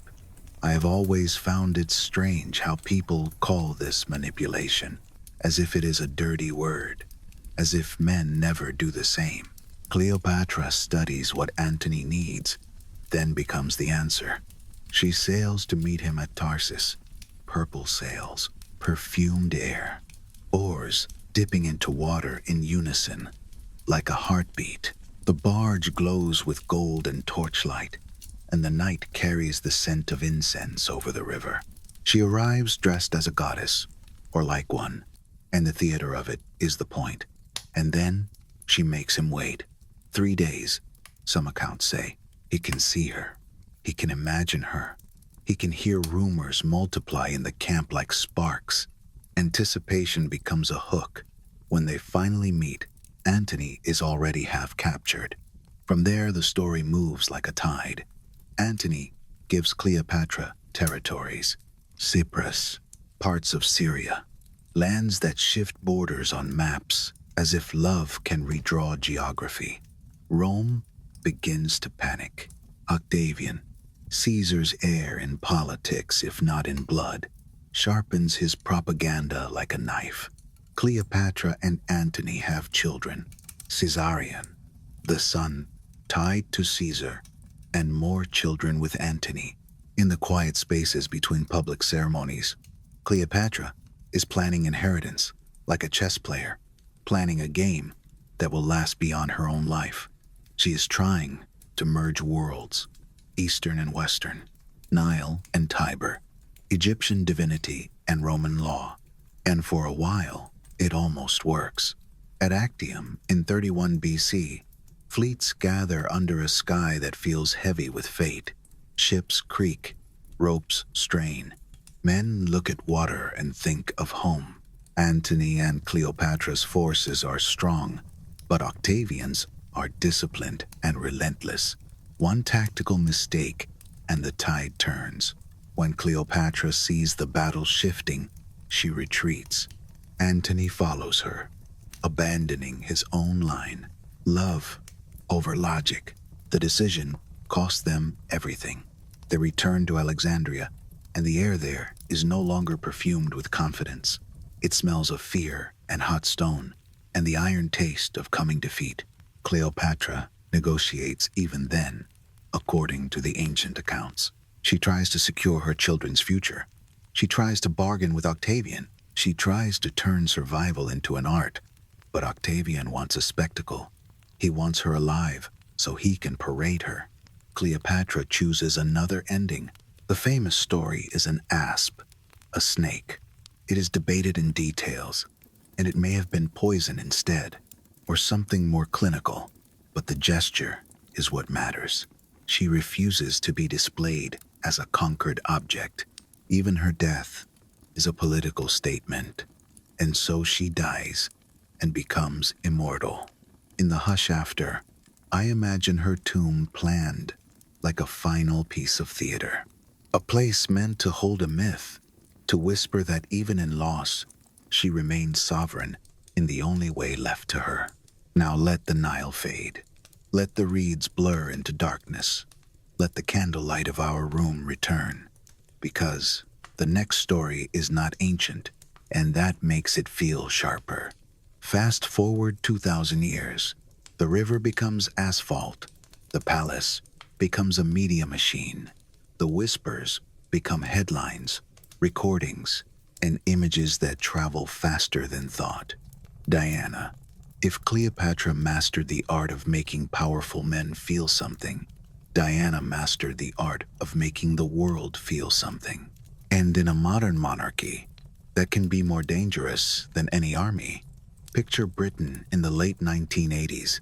Streetlights making rain shine on pavements, flash bulbs popping like tiny lightning, a princess stepping out of a car, smiling with a practiced softness. The world calls it a fairy tale. Inside the marriage, the air is thin. Diana is young, tender, hungry for affection, and she enters an institution that values silence more than comfort. She discovers, slowly and painfully, that her husband's heart has never fully left another woman. There are gifts, tokens, private meanings that do not include her. And then there are the tapes, recorded by people who were never meant to hear anything at all. Snippets of a private conversation between Charles and Camilla, made public in a way that humiliated them. One line in particular became infamous because it was strangely intimate and crude. I will not repeat it here. It is enough to know that it shattered the illusion of royal restraint and made the public feel like they had stumbled into a room they were not invited to. Diana learns something essential. In the modern age, privacy is fragile, and narrative is war. She decides not to be the silent victim. She cultivates journalists. She chooses moments. She leaks and reveals with a precision that makes the palace, used to old-fashioned control, look slow. She learns that authenticity, or the appearance of it, can overwhelm authority. When she speaks about her pain, millions listen. When she admits the marriage held 3 people, the sentence turns into a permanent label. The palace tries to fight back with tradition, official statements, dignified silence, quiet briefings. But Diana has changed the terrain. She is fighting on the field of emotion, and emotion spreads faster than rules. There is tragedy in this, too, because winning a narrative war does not mean you feel safe. Diana becomes isolated. She becomes watched. She becomes a symbol not only of kindness, but of conflict. Her sons, still children, are caught in the crosswind, learning too early that their family is also a stage. When I think of Diana, I think of candlelight reflected in a camera lens, a soft glow that becomes a target. She wanted love. She found fame, and fame can be a kind of cold. The story moves toward its ending with a terrible inevitability. Paris, 1997. Night. A car moving too fast through a tunnel. Flashbulbs again, like nervous stars. The details have been argued for decades, and investigations have tried to untangle cause from chaos, but the result is the same. The world wakes to grief. Flowers pile up like snowbanks. People who never met her feel as if they lost someone personal. The monarchy is forced to adjust, to speak, to respond in a way it had resisted. And in that sense, Diana changes the institution even after she is gone. Now, breathe with me. Inhale slowly, as if you are drawing the warmth of the fire into your chest. Exhale, letting your shoulders soften. Because the next story is about a woman who took a king away from his throne and left behind a trail of suspicion, like footprints in dust. Wallace Simpson, an American socialite, twice divorced, stepping into British royalty like a match thrown into dry straw. The public story is romance, a king choosing love over duty. But beneath it, there are shadows, files, surveillance, government, fear. Some historians argue that Wallis was simply a woman with dangerous connections, caught in a world that assumed the worst. Others argue there were real reasons intelligence agencies watched her so closely. We know that officials worried about foreign influence around Edward VIII. We know that he had sympathies that alarmed his advisors. We know that the abdication crisis carried more than morality inside it. What we cannot fully know is motive. Was Wallis a player, a pawn, or something in between? In 1936, Edward abdicates. He becomes the Duke of Windsor. Wallis becomes the woman he chose. The crown passes to his brother, and history pivots. And even after the abdication, the watching continues. Letters monitored, calls tracked, movements noted. The couple lives under suspicion as if suspicion is a second skin. During the war, they travel, they drift, and the world fears what they might do if offered a different future. There are stories of plans to use them as assets, even to restore Edward as a puppet. Some of it sounds like the plot of a thriller. Some of it is supported by documents. Enough, at least, to keep the story unsettled. And unsettled stories have a way of haunting us. We will let that haunting carry us onward, because beyond Wallis, there is another kind of royal scandal waiting. One that is less about spies and more about the ancient, repeating question, love or duty. And as we cross into the next part of our journey, listen for the motifs returning. Dust on paper, candlelight on faces, water moving under bridges, footsteps in corridors, because the corridor continues, and there are still many doors to open, softly, one by one. Before we leave this room, let me linger on one small image, a single sheet of paper, thin as a dried leaf, held near a candle. The flame does not touch it, it only warms it, and the ink seems to breathe as the heat rises. Somewhere, long ago, a hand wrote a confession, or a denial, a promise, or a warning, and then folded it, sealed it, and sent it through night streets, through palace gates, through weather. Maybe it was Cleopatra's careful note, written in a script that looked like flowing water.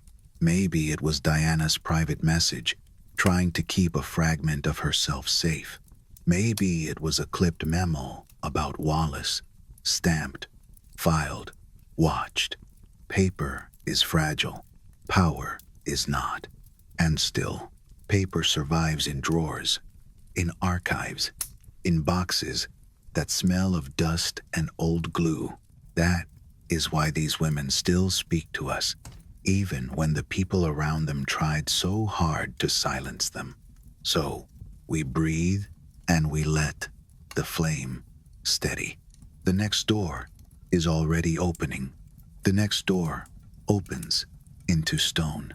Not the polished stone of a museum, but old stone, rough at the edges, damp in places where centuries have breathed against it. Our candlelight becomes a smaller thing here, a trembling circle that follows us into the medieval world of Eleanor of Aquitaine. Eleanor does not arrive as a passive bride. She inherits Aquitaine young, and the inheritance is not only land, it is leverage, roads, ports, vineyards, river crossings, the invisible arteries that carry wealth. People talk about kings as if they alone shape history, but a duchess with the right territory can tilt the whole map. She marries Louis VII of France, and the marriage is meant to fuse power into something unstoppable. Instead, it becomes a slow collision. Louis is devout, cautious, heavy with the weight of the church. Eleanor is bright, restless, unwilling to shrink.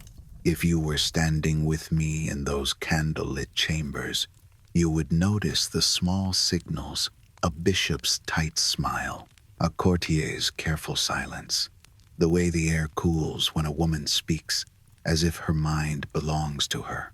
Then the crusade calls, and Eleanor goes. Fabric snaps in wind, hooves strike stone, salt clings to skin when the sea comes near. It is not a romance. It is politics on horseback, and in Antioch the gossip grows sharp. Chroniclers hint at scandal with her uncle Raymond, because scandal is easier than admitting a woman might understand strategy. The marriage breaks, not gently, not privately. Eleanor demands release. Lands are negotiated. The queen is unmade, and then remade within months, marrying Henry Plantagenet, soon Henry II of England. It is fast, almost shocking, and it tells you she has been walking this corridor for a long time. With Henry, she rules, advises, signs, argues. Then his attention drifts, and the household turns into a battlefield of pride and inheritance. Eleanor supports her sons in rebellion. Love becomes leverage. Family becomes politics. When the rebellion fails, Henry locks her away for years. Imagine the sound of the door closing, the key turning, the long, quiet after, broken only by footsteps in distant corridors. A queen reduced to waiting, and still, inside that waiting, her mind remains awake. Henry dies, and Eleanor returns to power like a candle relit. She manages ransoms, steadies the realm, keeps the crown from slipping in a moment when it easily could have. She survives because she builds power that does not depend on one man. Now we step forward into revolutionary France, where the streets smell of soot and urgency, and where romance is never only romance. Josephine and Napoleon. He is young, ambitious, burning with need. She is a widow with children, charm, and a hunger for safety. He falls for her with an intensity that makes his letters tremble when he is away, winning victories. Her loyalty drifts. Rumors reach him, and he breaks, rages, returns, over and over, as if the uncertainty itself keeps him hooked. Some call it betrayal. I think of it as a different kind of survival. Josephine becomes necessary, and necessity is a form of power. Even after he divorces her for an heir, the emotional thread remains. He cannot fully untie it. From there, the corridor turns glossy. Hollywood light becomes palace light. Grace Kelly, a film star asked to trade freedom for protocol. The world calls it a fairy tale, but inside the palace, every smile is managed, every choice filtered. She tries to return to acting, to the place where she once felt fully alive. The palace resists. The crown insists on stillness. I imagine her late at night, alone with an old film playing softly, the screen flickering on her face like candlelight, haunted by your own past self. A beautiful kind of ache. Then, in 1982, a car on a winding road, and the story ends with a suddenness that feels unfair. Now, let the fire crackle once, gently, and we come to a queen whose grief became a public weather, Victoria. Her love for Albert is steady, devoted, almost startling in its tenderness. Then he dies, and she turns her life into a shrine. Rooms preserved, clothes laid out, water brought as if he will return. Grief transformed into routine, routine transformed into identity. Public opinion turns, whispers rise. And then John Brown appears, close enough to become a scandal, close enough to look like comfort. Letters are later destroyed, because a monarchy survives by controlling its own story. Was it romance? Friendship? The only warmth she could accept without admitting she had moved. It is debated. Grief does not care about debates. From black Victorian cloth, we step into Renaissance Italy, where reputation is not gossip, it is a weapon. Lucrezia Borgia, a girl made infamous for crimes she likely did not commit. Poison legends, incest, rumors, murder stories that cling like soot. Many historians now argue she was more pawn than villain, used by father and brother in their games of alliances and fear. I like to picture her far from Rome's poisonous court, in Ferrara, holding a book, listening to rain on stone, grateful for a day that belongs to her. And still, the myth follows. Even quiet cannot outrun a story the world prefers. North again, into Sweden. Cold windows, pale breath. Queen Christina, educated like a prince, restless, brilliant, unwilling to be reduced to an air-making machine. Pressure closes in. Nobles, parliament, the demand for marriage. So she abdicates. Metal lifted away from her head. The weight leaving. The strange silence after, like the moment a bell stops ringing. She walks away to build a life shaped more by thought than by protocol, leaving behind coded letters and tender hints that she loved in ways her world could not name. One more door. World War I. Industrial darkness. Paperwork. Paranoia. Mata Hari, born Margaretha, reinvented as a fantasy and then punished as a symbol. She moves among officers and diplomats because she is surviving, because attention pays bills. Intelligence agencies watch her and decide she must be something dangerous. Some researchers argue she was a scapegoat, condemned in a moment when governments needed an example. She is tried, sentenced, executed. Accounts say she refused a blindfold, facing the rifles with a stillness that feels almost unreal. Innocent or guilty, she becomes a reminder of what fear does when it needs a face. And now we return, gently, to our own time. The costumes have changed, but the machine often feels the same. Where pamphlets once spread rumors about queens, now there are headlines and comment sections. Where courtiers once whispered, now strangers type in the dark. Modern royals live inside that speed. Meghan Markle becomes the outsider in many people's eyes, accused of breaking tradition. Catherine is praised for restraint, for image control, and some observers quietly wonder what it costs to stay that smooth. Honestly, I've always found the most unsettling part is how predictable it can be. A detail about clothing, a rumor about loyalty, a photograph frozen at the wrong second, judgment rising and falling like a tide. Still, each conflict changes the institution a little. It forces a new response. It leaves a crack where light might enter. So, as we sit beside this fire, let the warmth do what warmth does. Let it soften the edges of the stories. Let it turn dread into stillness. Picture these women in their private moments, not as icons, not as tabloids, just human. A hand on parchment, a breath held in a corridor, a candle steadied against a draft, water moving under bridges, dust settling on a box in an archive. And you have your own corridor, too.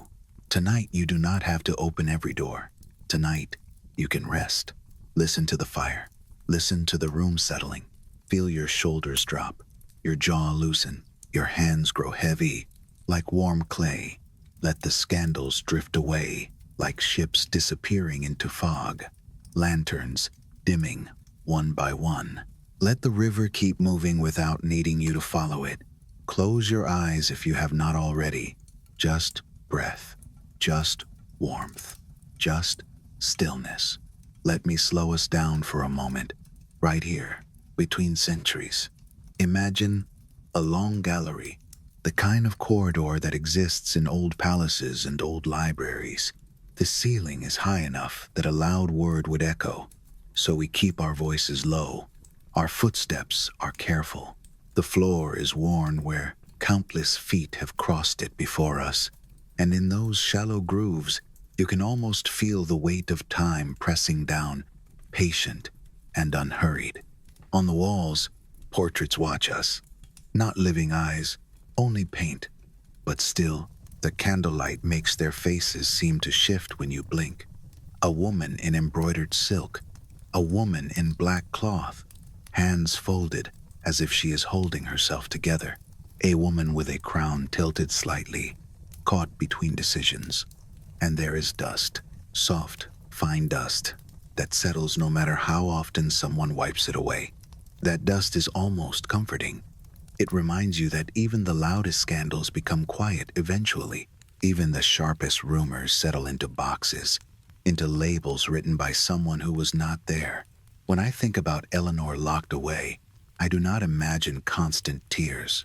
I imagine long stretches of stillness, time dripping instead of moving, the mind learning to travel when the body cannot. The way a single distant footstep can become an event, a guard passing, a door opening for someone else, voices fading before you can catch the words. With Josephine, I picture something smaller than battle maps, a letter unfolded near a lamp, ink that smells faintly metallic, Napoleon's questions almost childlike beneath the authority. Where are you? When will you write? Do you still remember me? You know that feeling when you wait for a message and your mind builds worst-case stories out of silence. Multiply that by an emperor's pride, and you understand the storm Josephine could summon with nothing more than delay. With grace, I linger on the weight of a title, Princess. The word sounds light, but the reality is heavy. There are people who correct your posture, your smile, your choices, a gown chosen for you, a schedule that owns you. And sometimes, late at night, a film flickers on a screen and the light touches your face like candlelight, and you feel the ache of being haunted by your past self. Victoria's grief is its own ritual, rooms preserved, clocks ticking, servants moving in trained silence, a glove found in a drawer, still shaped like a hand that will never return. Routine becomes a bargain with death. If I keep everything in its place, perhaps the universe will put him back. It is a strange negotiation, but grief makes strange bargains. Mata Hari's ending is quieter than the legends. Paper shuffling in a courtroom, men clearing their throats, a pen tapping once, twice, as if to keep time. A woman listening as a story is decided about her and realizing that survival can be mistaken for guilt when fear needs a face. And now, modern times, the palace has cameras, but so does the crowd. A sentence travels before its speaker has finished it. A photograph becomes a verdict. Names turn into arguments. Many people simply watch because watching is easy and it feels distant until you remember that the machine is made of people and people carry weight. If there is a gentler truth tucked inside all this, it is that you can step out of the machine, at least for tonight. Come back to your breath. Feel your chest lift, then lower. Notice how your body keeps you alive with quiet loyalty. Let your jaw unclench. Let your shoulders sink. Let your thoughts slow down, as if they are walking barefoot on thick carpet. In this room, the fire makes small sounds. A pop, a soft, settling crackle. The candle flame leans, then stands straight again. And beyond these walls, the world can keep arguing. Tonight, you do not have to. We let the corridor fade. We let the archive boxes close. We let the dust settle. We let the river keep moving History can feel like a dark ocean, vast and cold, and sometimes the mind leans toward it as if it must understand every wave. But oceans do not ask us to solve them. They only ask us to listen. So we listen from a safe distance, wrapped in warmth. We hear the faraway surge and retreat, and we let it become a lullaby rather than a threat. Your mind can be a shoreline tonight. Thoughts can arrive, foam for a moment, then dissolve back into quiet. If any name or scene tries to cling, imagine it written on a scrap of paper, then gently placed into the fire. Not burning fast, just curling at the edges, turning to soft ash. No struggle, only release. You can let your eyelids grow heavier with each breath, as if sleep is a gentle hand lowering a curtain. Nothing to prove, nothing to fix. Only this quiet and the steady warmth of the night. And we stay here, warm, still, safe. Good night.